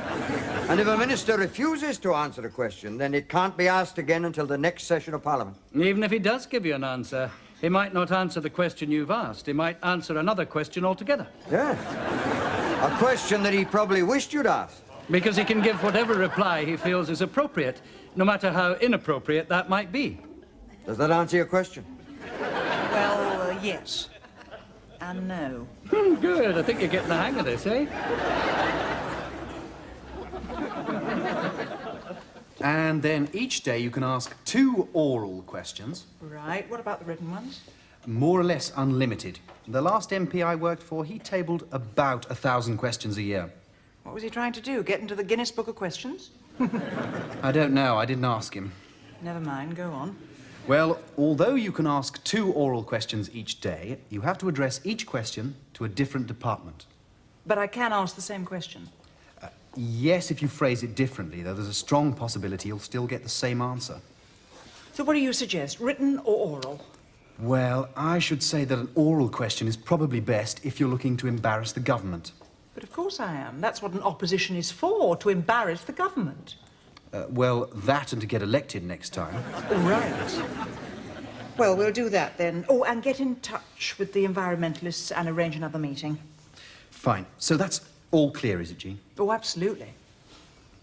Could we go through it all again? Well, what about your contacts? These photographs are all well and good, but haven't you anything to substantiate them? Well, yes, we do have inside information. Yes, from confidential sources. The only sort to have. But we wouldn't want our informant to get into any trouble. OK, but I'm going to need all the help you can give me, confidential or otherwise. Right, now, so what we want to know is radioactive waste being transported through the constituency or isn't it? Yes, basically. Because until that is either confirmed or denied, we really can't take any further action. Sorry, Ken. It's not disturbing you, us being here? No, not at all. Don't mind me. I tried to get a room, but I couldn't, and there was a big lobby in the lobby. What a place to leave it, eh? He's been up all night. Right, now, which department has responsibility? Well, the transport department, I would have said. Oh, what about environment? It's energy. Energy, are you sure? Yep, energy, as in I haven't got any. What about the health minister? It's a public health hazard, surely. Well, ask at the table office, they'll know. They've got a table in there. He's been up all night. Well, we may have to try them all. So written questions, Tim, to the various departments to either confirm or deny that radioactive waste is being transported at, Enormous cost? A hazard to public health. At hazard to public health through the constituency, and we'll see how we go on from there. Right, I think that seems fairly watertight. Ken? Do you think they'll be able to wriggle out of that one? Did the Birdman of Alcatraz have a dirty windowsill? He's tired. He's been up all night. Waste? Yes. Nuclear? Yes. Out there? Possibly. Passing within 30 yards of innocent families with little children and elderly grandmothers who work hard all their lives? Steady on, Jeff. Your clichés are showing. Have you any Scots blood in you? What, you mean they could be out there now, trundling up and down the railway track with suitcases of plutonium in the luggage rack and we're not being told about it? Yes, exactly. Well, that's dreadful. I've half a mind to write to my MP. Yeah, I am your MP. You better get your finger out then, or next time I'll vote for the Greens. Is that the red greens or the green greens? OK, so let's put all the letters together, Tim, and see where we've got. Right. Right, health department. Now, what did they say? They say the cost of collating the information you require would be disproportionately high in relation to the benefits accruing. It is therefore with reluctance that they feel unable at this juncture to make a more positive response. And what does that mean? They won't answer the question. All right, Department of Transport. Well, they regret that the information is currently unavailable in the precise form requested. And what does that mean? They won't answer it either. Do you know what upsets me most about all this correspondence, Tim? It's the total waste of trees. Department of Energy. Oh, recycled paper. No, I think someone's just trodden on it, actually. That's a footprint. What do they say? Sorry, can't help you. Haven't got the staff. Well, at least that's honest. Not entirely. It isn't. It's a well-known ploy. If a department doesn't want to answer an embarrassing question, it says it can't afford to do so. But it hasn't actually refused, so you can't complain about it. But my question only needed a yes or no answer. What's expensive about yes or no? Well, it's the very fact that it's so unambiguous. Whereas if they could answer your question without actually giving a definite answer... Yes? Well, they'd probably have answered it. Well, I think that's a cheap and shoddy way of evading your responsibilities. And it puts us right back where we started. So what do we do now? Would you like me to write and ask them? I think you can answer that one for yourself. Whatever happened to those little desk signs they used to make that said the buck stops here? The buck kept going, so they stopped making them. I launch my three-pronged attack with a vengeance, and all I end up with is a bent fork. I mean, how do you get a straight answer to a straight question in this place? No, you don't. Civil servants are like crabs. They can only proceed sideways. Yes, well, I am tearing my hair out. Yeah, that's the score, eh? Knowledge is power, ignorance is bliss, but uncertainty is murder. What is that thing? Huh? Oh, Celtic famine relief. There is a canteen over the road. Yes, I know some of the survivors who are still fighting for compensation. There must be another way to find out what I want to know. Oh, try the PM. Try and get one down for Prime Minister's question time. But it's not the Prime Minister's responsibility, is it? Isn't it? Well, how would I phrase the question?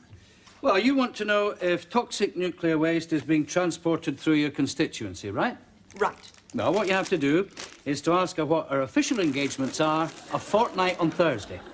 Why don't I just ask her where she buys her tights? Oh, no, don't get her started on her favourite subject. Well, you frame the question that way to conceal what you're really after. Then you get a second bite at the apple with your supplementary question, and that's when you nail her. A bit like boxing, really. Sort of get her groggy with a dummy and then put her flat in the canvas with the real question. It's a combination punching. So she'll have no idea of what my real question's going to be? No. Then how can she answer it? She won't have the information. Well, she'll have been briefed. Who by? Well, her servants, civil and otherwise. And how will they know what I'm going to ask? Well, they won't, but they'll make an educated guess with your known areas of interest, and then they'll brief her accordingly. So, in other words, I ask her what she's doing on Thursday fortnight in order to catch her unawares with my real question, which she'll have been prepared for by her civil servants, who will have guessed what I'm going to ask anyway. That's it. Wonderful thing, democracy, eh? So I'm finding out. Thank you. Well, we finally got an answer, and that was it. Well, it seems very strange in view of our information. Maybe, but there we are. No domestic radioactive waste is being transported through the constituency. You're sure your facts were correct? Yes, positive. You don't think perhaps, What? Economical with the truth? Oh, hardly on an issue like this. I think we must credit the government and civil service with a modicum of integrity. Yes. Yes. Yes. Could I read that reply again? Oh, yes, of course, Tim. Oh, yes. Thank you. Yes, well, of course, that must be it. What? Well, it's worth trying. If we could just change that one word and ask the question again. Which word? Well, here, where you talk about the transportation of domestic waste, try changing the word domestic to military. Why didn't we think of that? Yes, why? Not in the public interest. Well, I could have told you he'd say that. Yes, as he wouldn't give any information about military waste because it wasn't in the public interest, I asked in that case if he'd care to say what the public interest is. Go on. To which he replied that it would not be in the public interest for the public interest to be defined. Why not? Well, not in the public interest.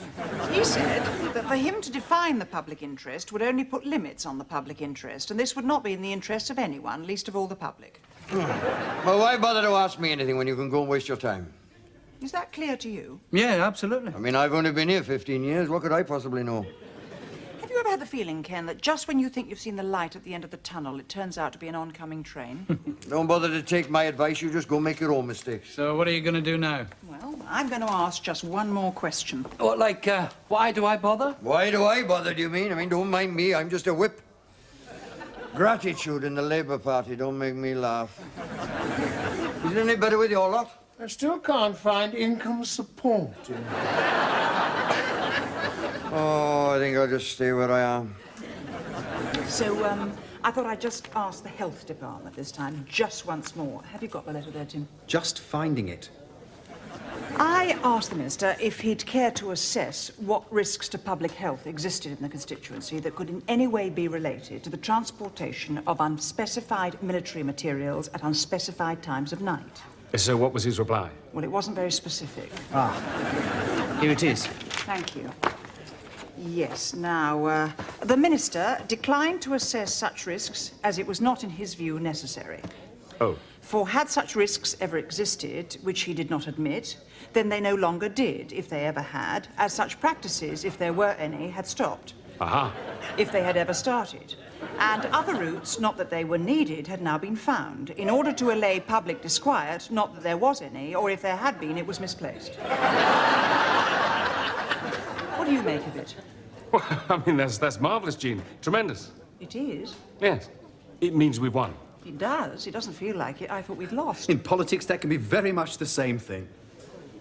Thank you, Tim, for those few words of philosophy. No, it's a major climb down and quite a significant change of policy. And I thought they just fobbed us off again. No, not if they've changed the routes. We'll just have to find out which new route they've chosen and start all over again. Oh. Yeah, but I'm sure it won't be in your constituency. Oh, good. Yes, well, I'm sure we'll see you again, Jean. Thank you very much for all your hard work. Bye. Bye. Bye. Bye.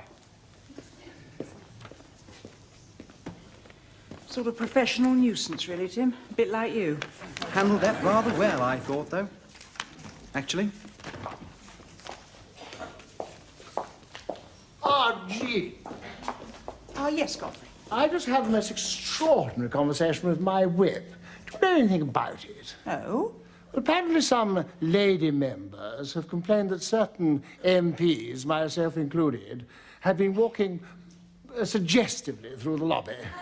Now, I'm sure you couldn't have been one of the culprits, Godfrey. Well, quite. I mean, I spend a great deal of money with a very good tailor, so these misunderstandings shouldn't arise.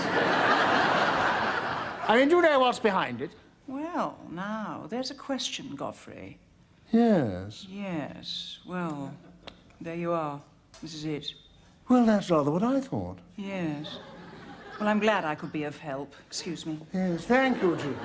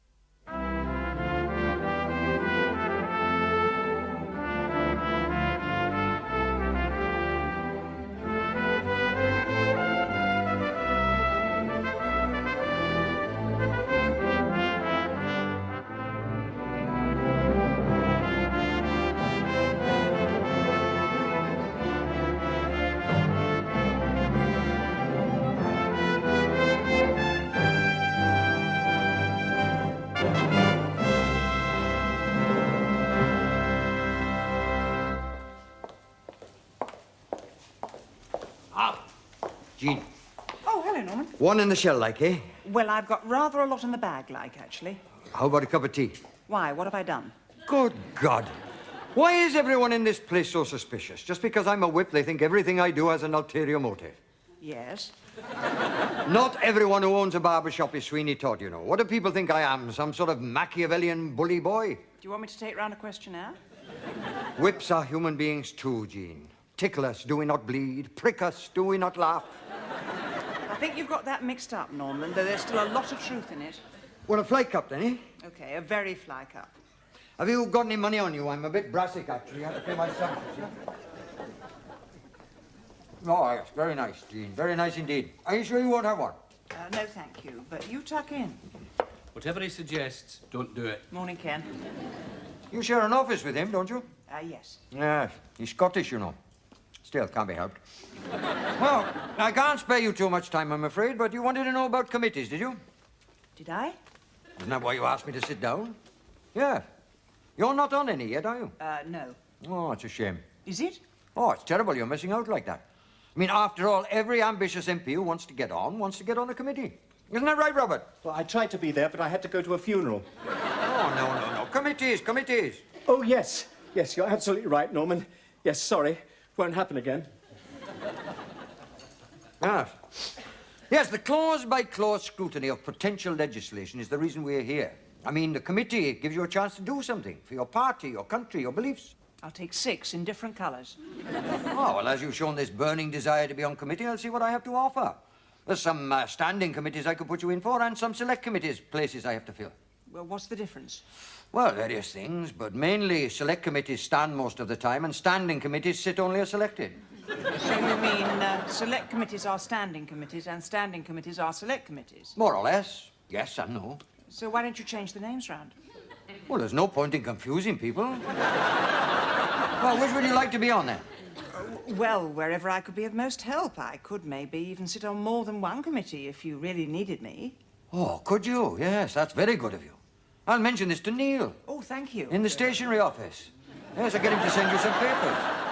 Oh, better than that, I'll see what I can fix up now. Meet me in the main lobby in 10 minutes. Have a cake. They're very good. Oh, yes, but do I have... Oh. There we are. Sorry to keep you. No, really, Norman. 10 minutes, half an hour, what's the difference? Fine. Oh, now, committees. There's some private members' legislation going through committee that might interest you. Part-time and temporary staff's pension entitlements are bill. Oh. Sounds like exciting stuff to me. And right on the feminist button. Most part-time workers are women, after all. Yes, Norman, so are most full-time workers, only as they're only housewives and mothers, no one's too bothered about them. Well? Well, all right, but I don't want to be pigeonholed. Just because I'm a woman doesn't mean I'm only interested in women's issues. I don't want to become some kind of political gynecologist. Oh, no, quite, no. You sort of want to do vasectomies and prostates as well. In a manner of speaking. Not quite that manner of speaking. Oh, well, I understand. Well, in that case, I could perhaps put you in the finance committee. I mean, some very manly things go on there, I believe. You know, perspiring, breaking wind, that sort of thing. Yes, I can well believe it. And then the services committee are a few short. Mind you, when they're all there, they're still a few short, in my opinion. But you're interested in environmental issues, aren't you? Oh, yes, very much so. Oh, right up your street, then. They're issuing a paper on the amount of paper wasted in the publication of unnecessary papers.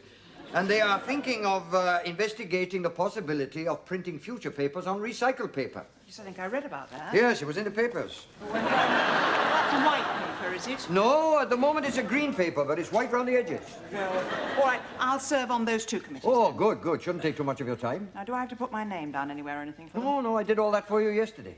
What? Oh, right. There you are. Where are you going for lunch today, then? 2 committees? Yep, why not? Well, you after a job, then? No, Ken. I'm not after a job. Why do you never volunteer for anything in this world without people thinking you're after a job? Oh, so you wouldn't want to be on the shadow cabinet? Well, no, but yes. Look, I wouldn't mind a job if one came my way, but I am not after a job as such. I think that about affairs. What? Well, here I am, away from home all week. We all get natural urges. Well, don't get them in here. I've only just tidied up the desk. It's not that I'm actually after an affair. It's just that, well, one doesn't like to be idle. Yes, well, Ken, far from being after a job, I am serving on this committee in order to monitor, scrutinise and influence future legislation. The whip told you that, did he? Did he sell you some patio doors as well? Are you telling me that committees are something I may have illusions about? No, but what's that old cliché? A camel is a horse designed by a committee? Yeah, well, parliamentary committees have teeth, not just humps. No, well, don't let my jaundiced opinions influence you. But a committee is what Parliament gives MPs to play with to stop them being naughty. You know what these committee rooms upstairs really are? A creche for the middle-aged. Well, how come you're on so many of them, then? I'm a child at heart. No, I've got to be on them to look after the oil can. The what? Oh, Scotland. We've got the oil, we've got the whiskey. We keep the country lubricated.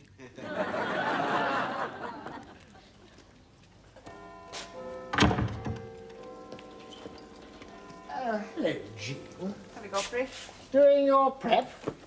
Committee calls, eh? Yep, I noticed you were on it. Well, it's you and me against the Philistines. Oh, you'll forgive me for being a little blunt, but I always thought that you were the Philistines. Oh, that's merely a disguise to confuse my enemies. I'm all culture under this cultured veneer. Medical aids already, Godfrey? Sorry? Oh, this.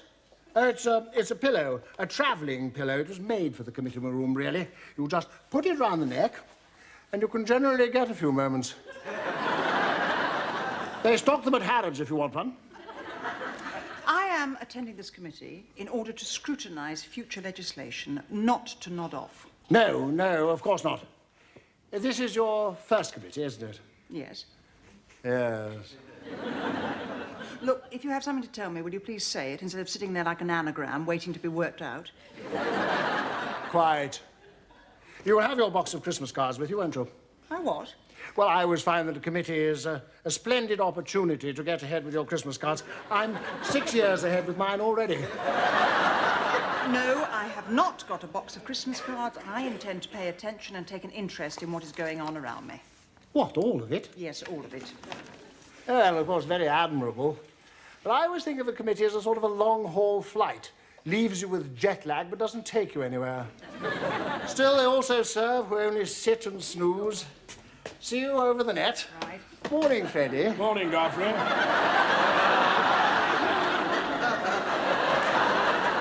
having me on. And they just lounge about writing their Christmas cards and seeing how many winks make 40. I mean, this isn't democracy in action. This is the big sleep. Why don't they say anything? Well, the government whips don't want them to say anything. Why not? Well, all the government really wants, Jean, is to get its legislation through. Words from its supporters would only hold it up.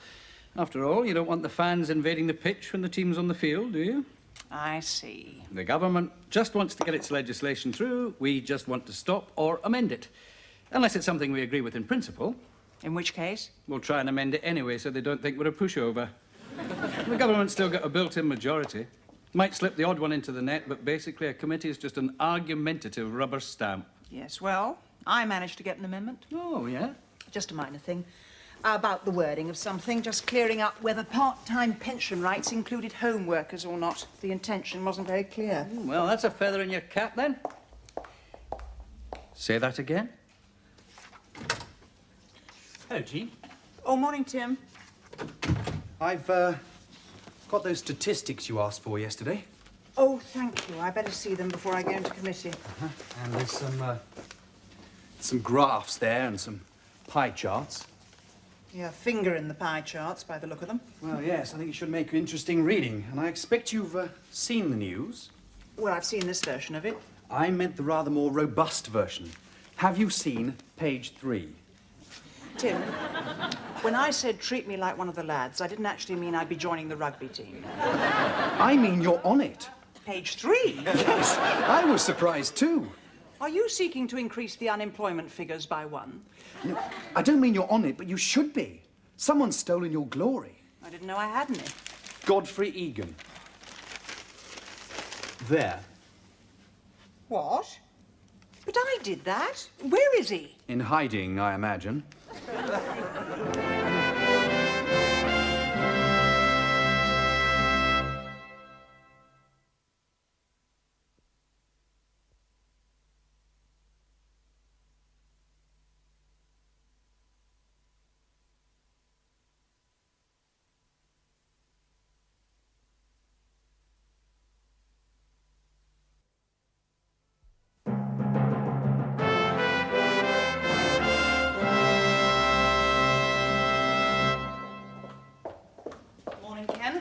morning, Jean. Oh, have you seen the paper? I have. Ah, Godfrey, there you are. You come in. I didn't hear you knocking, I'm afraid. And would you mind telling me what this is? Well, it seems to be a newspaper. A sort of a collection of printed pages with pictures telling of yesterday's events. And what is this of yesterday's events? Well, it seems to be a young woman wearing what looks like half a tennis racket. I mean, this headline next to it. Godfrey Egan, the housewife's friend. Me? Oh, really? Makes you sound like some sort of marital aid. Well, I was in the Territorial Army for a while. Marital, not martial. Something about me in there, is there? Yes, as if you didn't know. Well, I don't buy this paper usually. All right, let me read it for you to refresh your amnesia. Godfrey Egan, the housewife's friend. Prompt work by hawk-eyed, hunky Tory MP Godfrey Egan. Hunky Godfrey? Well, we are what the public make us. Godfrey Egan, 44. 44, Godfrey? They must have got my age mixed up with my chest. Yes. His prompt work should soon put women home workers onto the pension payroll. Sharp-eyed, sharp-shooting Godfrey. Who writes this stuff? Yes, it's rather good, isn't it? It's nauseating. And do stop simpering. Spotted that home workers had not been included in proposals to extend pension entitlements. We say, goody for Godfrey. Well, one does what one can for the little ladies. Well, jolly good, jolly good. Yes. Only you weren't behind that amendment, Godfrey. It was mine. You sat all yesterday in committee with your pillow round your neck and your biro up your Christmas cards, taking about as much interest in what was going on as a hibernating skunk. Oh, do skunks hibernate? Well, they certainly get their names in the papers. I spotted that pension anomaly. Who attributed it to you? Jean, I don't know. You know what journalists are like. Somebody's got his facts wrong over a pint. So it wasn't you? Indeed, no. Do you think that I would court cheap publicity from the worms of Grub Street? May I cut it out for my album? No, buy your own copy. But look, don't you think you ought to put the record straight? Oh, there wouldn't be any point now, would there? Yes, every point. But it's yesterday's paper. It's today's paper. Well, it'll be yesterday's tomorrow. There's plainly no need for you to sit the exam for Mensa, Godfrey. Well, it's as dead as the proverbial anyway. They wouldn't bother publishing a retraction. Far too trivial. Besides, by the time people have read the retraction, they'll forget what's being retracted. But it's totally inaccurate. I mean, presenting you as the force's sweetheart. The housewife's friend. Making political profit out of my political labour. It is political capitalism. Not at all, Jean. Nobody could be more concerned with the plight of the, home workers. Home worker than I am. And these mistakes are the daily fare of politics. Not on my menu, they're not. Jean, what could I do? You have to take the rough with the tumble. You have to grin and bear it. Like it or lump it. Well, I'll lump it, thank you. Good day. Well, mine.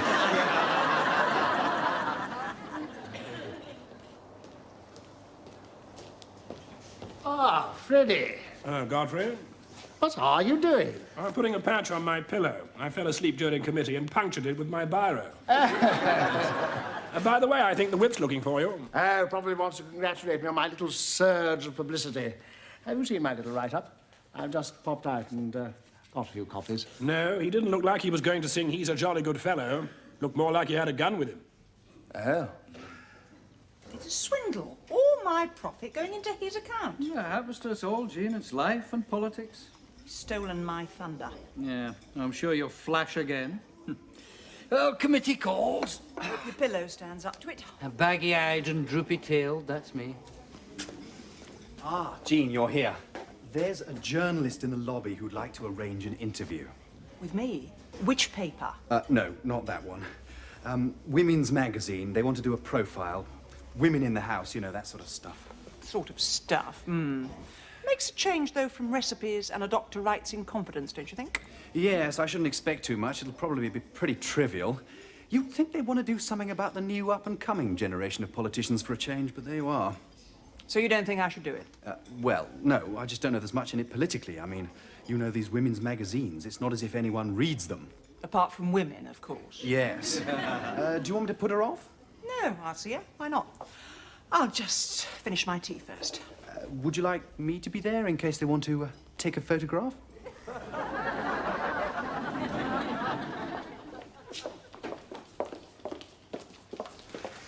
we can sit down over here. Hello, Godfrey. I'm sorry to have kept you waiting. I was in an important meeting. Oh, not at all, Mrs. Price. I realise you must be very busy. Very good of you to see me at such short notice. Oh, that's okay. I was here to interview Edwina, actually, but she had to rush off. Oh. She's so high-powered. Yes. But as long as you're a woman, that's the main thing.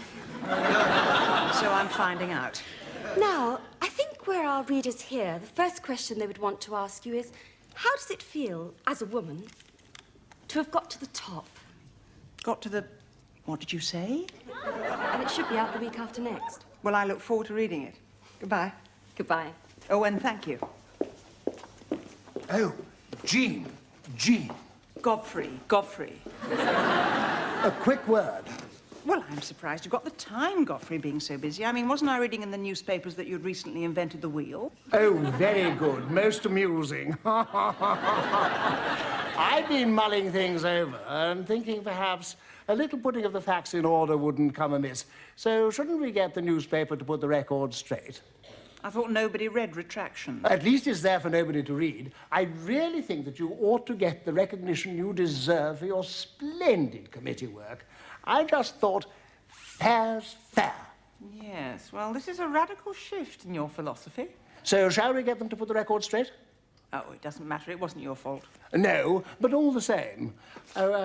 Here's the number of the journalist who wrote the piece. I thought you didn't know who wrote the piece. No, but I managed to find out.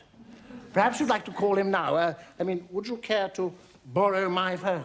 It's not that urgent, surely. Well, it's just that this journalistic inaccuracy has made my position rather difficult. Hello, Godfrey. Up to your turnbull and azure-shirted neck in it, I hear. Miller, excuse me, I have to go and see a man about a personalised number plate. What's he done? Oh, have you not heard? Oh, the housewife's hunky friend here with his eagle eye on pensions is going to cost employers... How much shall it be, Godfrey, if the bill ever gets through? Oh, just a few pennies, that's all. Yes, a few 100 million pennies in additional contributions. Oh, I see. Yes, the housewife's choice he may be, but at the CBI right now his name is several tons of mud. It's Pension Gate. Excuse me? Ah, that's it, Godfrey. Page 3 today, wrapping chips tomorrow. Such is obscurity. You're speaking from personal knowledge of the subject, are you, Kenneth? You'll have as much chance of getting into the cabinet now as cracked crockery. I don't know what makes you think that I want a job. What was it Robert Burns said again? Give us a handout, probably. Excuse me. What was it Robert Burns said? The best laid schemes of mice and men, they don't half get screwed up. So the chickens came home to roost? Yep, and they laid one right on Egan's head. Serves him right. Mind you, it's not so bad people taking the credit for your achievements when they take the blame for your mistakes. Food will be 10 minutes. Thank you. How's your day been? Oh, busy. I did my morning at the law centre, got home about 2, and I've been at my chores ever since. Poor Jeff. Do you want to wear this tomorrow? Please. Yeah. This isn't a bad profile they've done of you. No, I'm quite pleased with it. Obviously, not all journalists make it up as they go along. Just a minute, what's this? What? This bit here, this paragraph. Jean Price combines her political activities with a busy social life and with looking after her home and her husband, Geoffrey. Looking after Geoffrey? The only one here that looks after Geoffrey is me. Yes, well... No, there's more. A feminist, but still a family woman. Jean likes to do her own housework and to take care of the cooking and cleaning whenever she can. The last time you cooked a meal, you brought it home from the takeaway. And the vacuum cleaner hasn't seen you for so long, it goes out in the street looking for you. Well, I explained all about our arrangement. Yes, we should have spoken louder then, because obviously it didn't hear you. I mean, this article makes me sound like Slob of the Year or something. Oh, nonsense, it does not. It sounds like you do all the MPing and all the housework, and I stand about like Sid the Sexist, wondering where the next cup of tea's coming from. Well, if that's how it comes across, I certainly didn't mean it that way. We spent a good 10 minutes talking about you. I said you were a big help. Oh, you mentioned that I took the bin bags out on Thursdays, did you? Look, I'm sorry if you feel you haven't got the recognition you deserve, but it's not my fault. And in fairness, that's how it's been for women for years. Oh, I see. Women have had it bad for years, so now Jeff gets it in the neck. You know I didn't mean it like that. Yeah, well, I think you ought to get on to them and sort it out. They should print a retraction. Nobody reads retractions. Well, they could come and take a photograph of me with my apron on. They could interview me and I could give my side. Yes, only they're not interested in... In what? in retractions. In me, is that what you were going to say? Jeff, I know it's unfair, but these things happen. Now, I'm tired, I've had a long day, I haven't stopped working, and I don't think it's unreasonable of me to expect a little peace and quiet when I get in and a hot meal on the table. What? A hot meal on it. I'm sorry, I'm a bit tired. Easy trap to fall into, isn't it? But then that's the trouble with all this cooking and housework, Jean. It's no job for a man, is it?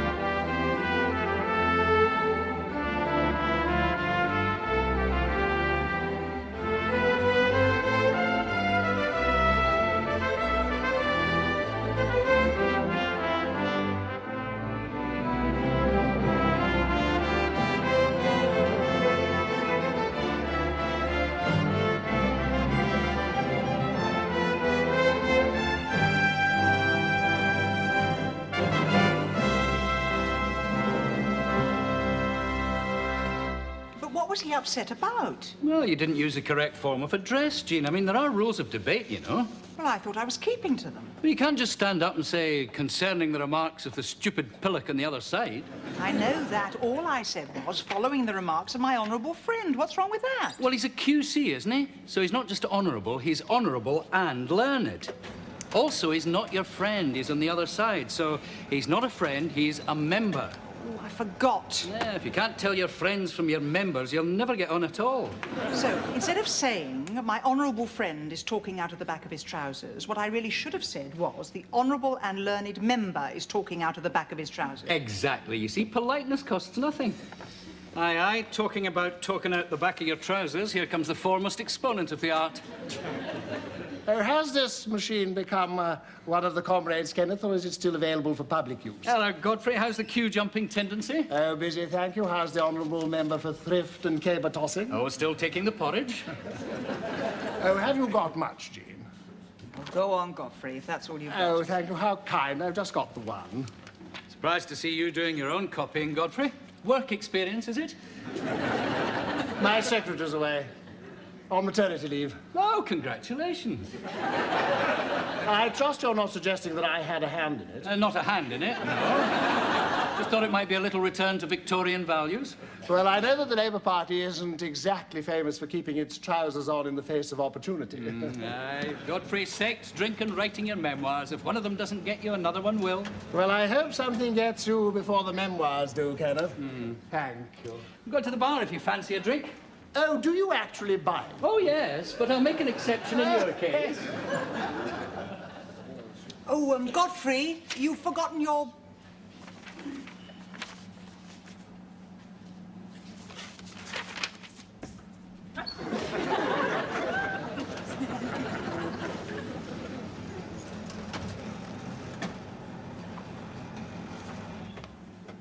Oh, gee, I'm so sorry. I think I've left something. Oh, yes, I have. There we are. So sorry, it's all yours. May I? You sure you finished? Oh, yes, of course. One has so much on one's mind when one's secretary's away.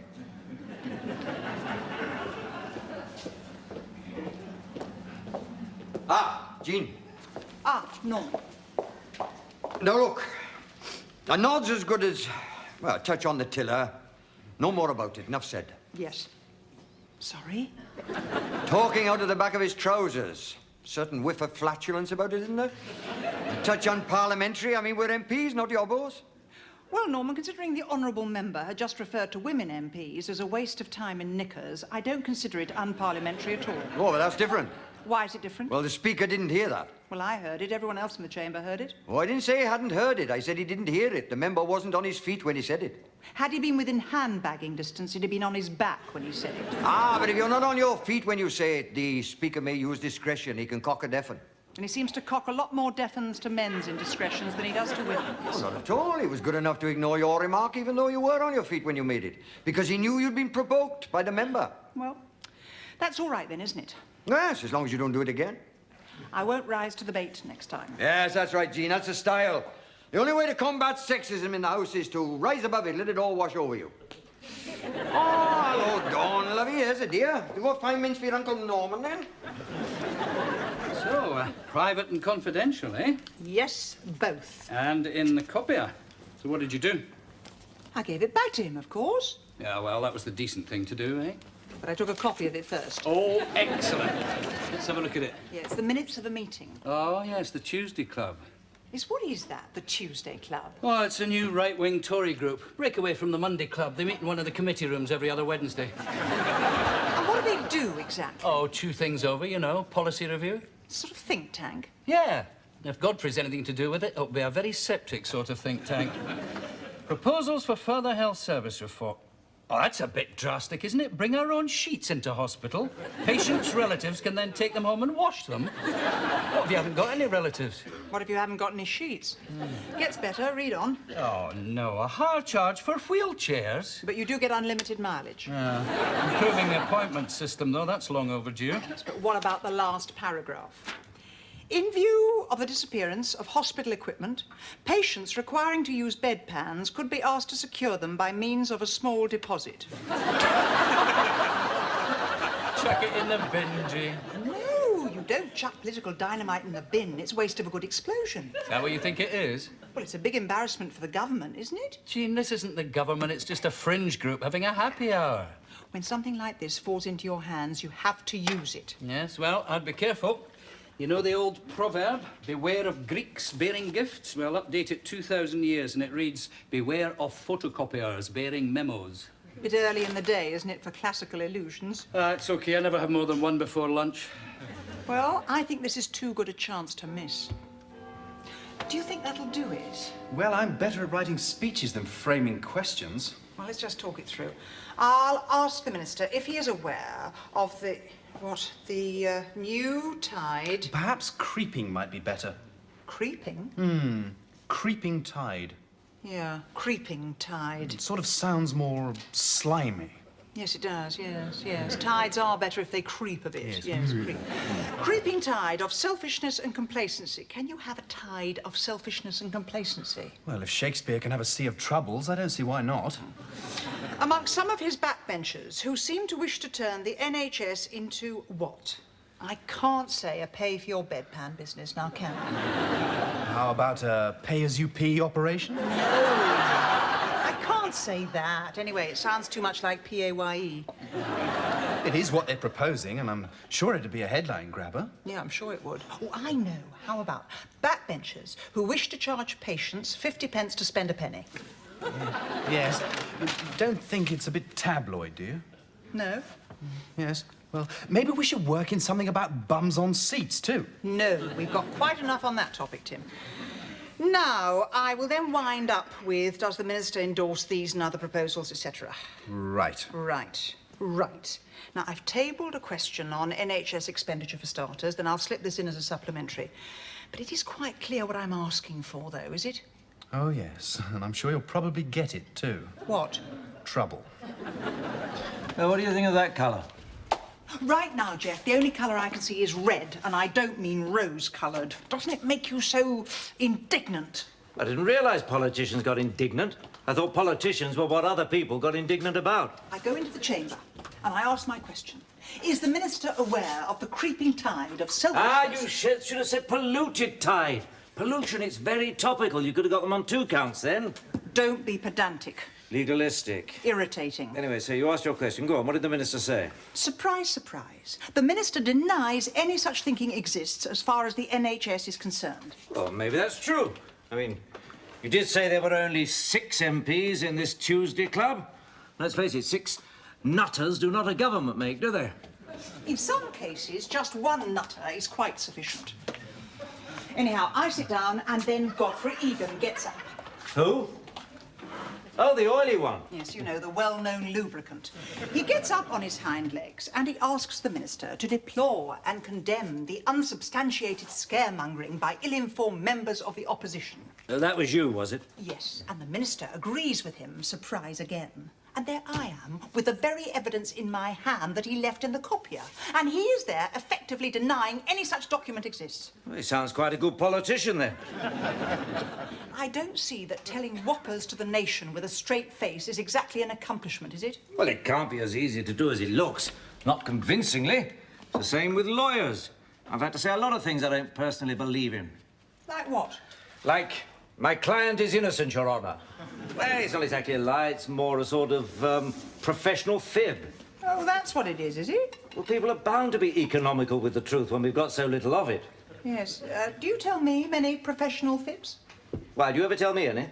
No, of course not. Fine. So, that was the end of that, then, was it? Well, I presume so. I walked out. Good for you. Keep your dignity. Don't stoop to their level. That is, I walked out after... After what? After I called Godfrey a liar. Did you? Yes. Oh, that's a nice colour. What's that? Tory blue. No, maybe not. Now, look, Jean, it's a simple matter of an apology, that's all. If it's a matter of an apology, Norman, it certainly isn't simple. It'll only take a minute in the chamber, if that. It only takes a second to shoot someone. That doesn't make it right. Besides, it's a matter of principle. Oh, no, not principle. Spare me that. I mean, we're trying to run a political party. We haven't got time for principles. Let's get re-elected first. We'll have some principles afterwards. Anyway, it's a question of privilege. MPs are not allowed to make offensive personal allusions about other members. I wasn't making offensive personal allusions. I simply called him a liar. That is the most offensive personal allusion you can make. Don't MPs tell lies? Well, of course they do. That's why they're so touchy about it. It's only people who wear glasses who don't like being caught for eyes, isn't it? I have got evidence. I can prove it. Makes no difference. Well, why? Well, it's not how things are done. You simply can't go calling other MPs liars just because they're not telling the truth. That's the kind of allegation that undermines people's faith in Parliament. Now, just let me get this straight. What you're saying is, it's perfectly all right for a member to go into the House and lie his head off, but it's all wrong for someone else to complain about it. No, not at all. But if you want to call someone a liar, you must do it in a parliamentary way. You know, employ circumlocutions. Oh, and what circumlocutions are currently looking for work? Well, you might say the honourable member is misinformed or appears not to have done his homework properly, that sort of thing. Oh, liar sounds much better. It's more succinct. Well, maybe so, but you can't say it. Well, I have. I know. And now you better apologise, because I want you back in that chamber for the debate on pregnancy care. It's a strong female issue, and we want a good showing of women on the floor. Will I need my leotard? The TV cameras are among us, Jean, and we want the nation to see who the Women's Party is. And Labour have more women MPs in the House than anyone. Norman, we've only got 4 more than the Tories. Don't slap yourself on the back too hard. All the more reason for you to be there on the day. In fact, it might be an idea if you and the others were to put your heads together and come up with some working proposals on the maternity issue. You know, something like an easier Labour with Labour, or socialism delivers, something like that. I'll book a committee room for you. Small one will do, won't it? All right, I'll see what I can do. Well, there we are. So, it's a simple matter of apology, then. It's what?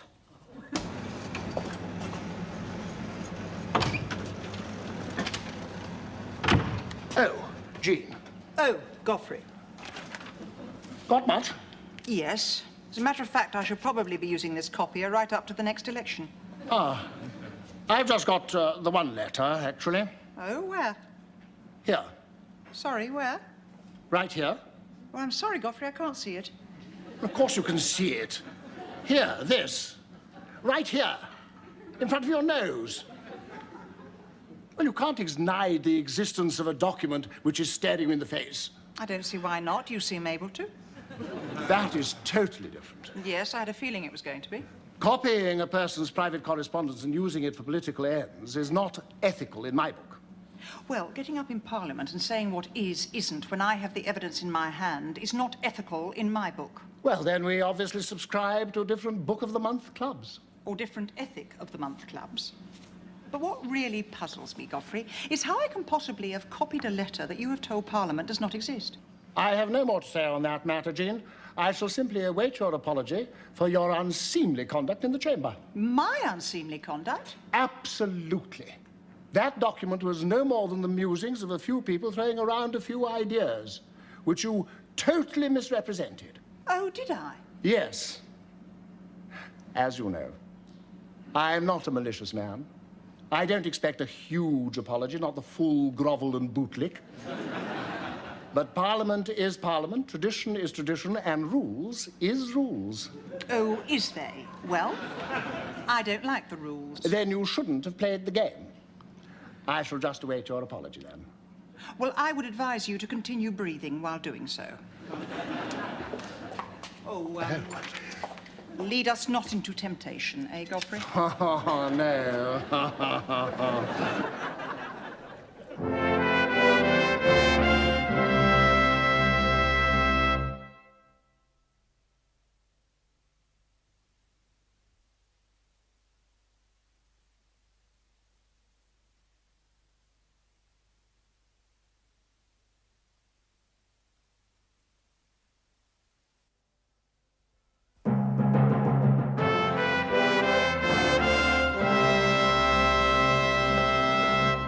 Ah, Jean. Ah, Tim. Did you manage to find anything? Yes, I combed through a few back volumes of Hansard to see what I could get. Interesting reading it isn't, heavy going it is. Yes, and? Well, it all seems very arbitrary. Things banned in the past are completely inconsistent. For example, you can't call another MP a jackass, a swine, a stool pigeon, a rat, a dog, a festering sore, and liar you know about, of course. To my cost, yes. But the good news is you'll probably get away with twit, ignoramus, pompous garbage, and bird-brained stick insect. I must jot those down for future reference. And on a more moral plane, you can't call anyone a cheat, as you're on fairly solid ground with Twister. Yes, but did you find any form of words by which I can apologise without actually saying I'm sorry? Well, I did find something of interest. Here. Oh, that's all right, is it? Apparently. Oh, good.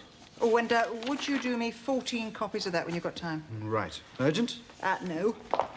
Right. Humble pie. Well, not so humble pie. Let's hope so.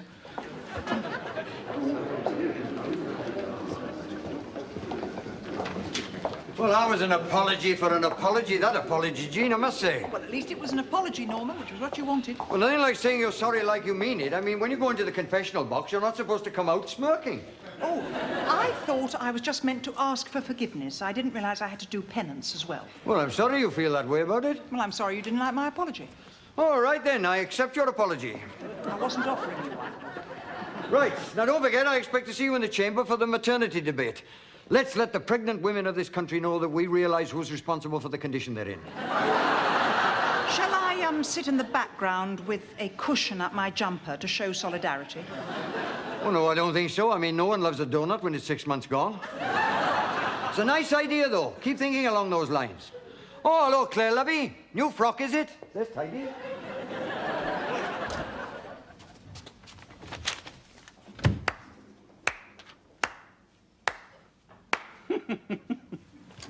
How was it again? I apologise to the honourable member and withdraw my remarks. I did not mean to say he was a liar. What I meant to say, of course, was that he is... a man of the utmost integrity. But what he said was a pack of lies. Well, there is a difference. Yeah, only just. Well, you seem to have given the Rent Your Bedpan campaign a sound knock on the handle. Maxwell's little hammer's been having a bash at it too. Really? Yeah, and some of the other ones. MPs go potty in chamber. Times editorials aren't what they were. Still, I don't suppose we'll be hearing much about that one again. You know, it's funny. It's almost as if someone was sort of trying the idea out. You know, running it up the flagpole, see who salutes it. Leaving it in the copier, see who finds it. What? Well, if no one had found it, they couldn't run it up the flagpole, could they? So they were just testing the waters? Possibly. With my toes? And you suspected that all along? Well, Well, a fine friend you are. Why didn't you tell me? To my recollection, I did. So now these ideas have had a bad reception, they'll be forgotten. Well, it'll make a change from off-the-record briefings and broken tape recorders at number 11. And Godfrey was behind it. Yes, well, instrumental in it. I never knew people could be so devious. Well, I did. I just never thought they'd bother going to all the trouble. What are you doing? Seeing if any of these dirty shirts are clean enough to wear. Leave a couple out. I'll take them home and do them. Oh, are you sure you don't mind? Excuse me. Oh, hello, Tim. You're copying. About the maternity stuff, do you have the original or do I? Well, no, I gave it to you, didn't I? Oh. I think I might have left it in the copier. Was there someone there waiting? Maybe Godfrey Egan? Come in. Hello. Ah, Jean. Are you busy? Oh, yes. Leisure is but a thing of memory when one's secretary's away. I could get a temp in, of course, but they're always getting lost. Well, I'm sorry to bother you. Oh, not at all. Oh, thank you for your apology, by the way. How can I best describe it? Not humble exactly, more sort of grudging. My pleasure.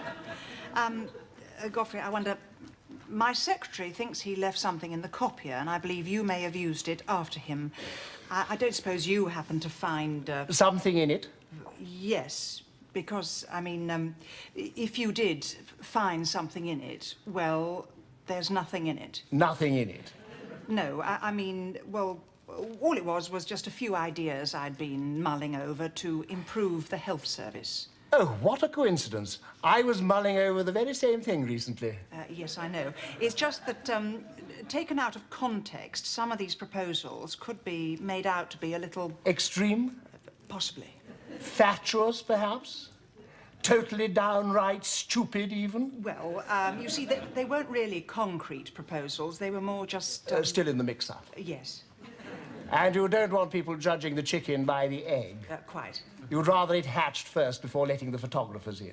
Yes, I mean, you know how easy it is to... exaggerate a viewpoint? Yes, well, I mean, it's all too simple, isn't it, to, Make a well-intended suggestion sound like the musings of a bigoted moron? Quite. I think I've squirmed enough, Godfrey. Oh, I thought another 5 minutes, actually. No, I am rather pressed. There it is in this envelope. As I said before, my secretary's away, otherwise you would have had it sooner. Thank you. Did you... Take a copy. Jean, are you seriously questioning the probity of a fellow MP? No, Godfrey, I'm not questioning your probity. I'm just asking if you copied it. Well, I think I can say honestly that I acted as any loyal MP with integrity would have done in similar circumstances if he had his party's interests at heart. Oh, I see. That's the way it is it? Yes, I'm afraid so. Well, you surprised me, Godfrey. I never thought you were the sort of person who would stoop to acting with integrity. Parliament, Jean, Parliament makes opportunists of us all. Absolutely ridiculed it. He just went to town on it. No, he didn't just go to town. He booked a hotel room and stayed overnight. Yes. Still, you just got to be philosophical about it. Well, if it had been you who'd been made to look stupid, I probably could, but I could have had an entry into Burke's peerage on the strength of that exhibition. Well, on the grounds of natural nobility. No, on the grounds of looking a Burke. I mean, all we suggested in those proposals was that women should have a wider choice in the kind of birth plan they wanted. Yes, quite right. And access to all the new techniques. Hospital, home birth, the Odent method. Who? You know, underwater. Well, in a bath. Oh, yes, babies with snorkels. Don't you start. I had enough with Godfrey asking if midwives would have to buy their own aqualungs, or would they get them on the NHS? And what about the flippers? They'd look very nice with black tights. I'm glad you find it amusing. No, not at all. It's a very serious issue. I remember when our two were born. Yes, so do I. I was 12 hours in labour. You were 3 days in the pub. Yes, well, they didn't let men into the delivery room then. And it was women who kept us out, may I remind you. It's all right. Anyway, I didn't let him get away with it. I got up, I denounced their entire record on maternity care, and I denied any such proposals ever existed. Yes, but he had a copy of your proposals, didn't he? Well, he'd certainly read them, yes. I see. So you misled Parliament, sort of lied to it in a way? No, no, of course I didn't. No, not at all. Yes? Well, I was merely defending my corner. I mean, it wasn't lies, it was politics. Isn't it, though? What's this? What? These shirts, they're not mine. Oh, no, they're a colleague's. Whose? What are they doing here? They're someone in the house, Ken's. Well, why couldn't he do them? Well, he's on his own. He's rather busy. Yeah, well, so am I. I'm busy doing his laundry. Do you mean you're bringing someone else's clothes home for me to wash? No, of course not. No. He gave them to me for the jumble, and I thought they should go in the wash first. I see. Oh, well. They even look past the jumble to me. I tell you what, we'll use them for dusters.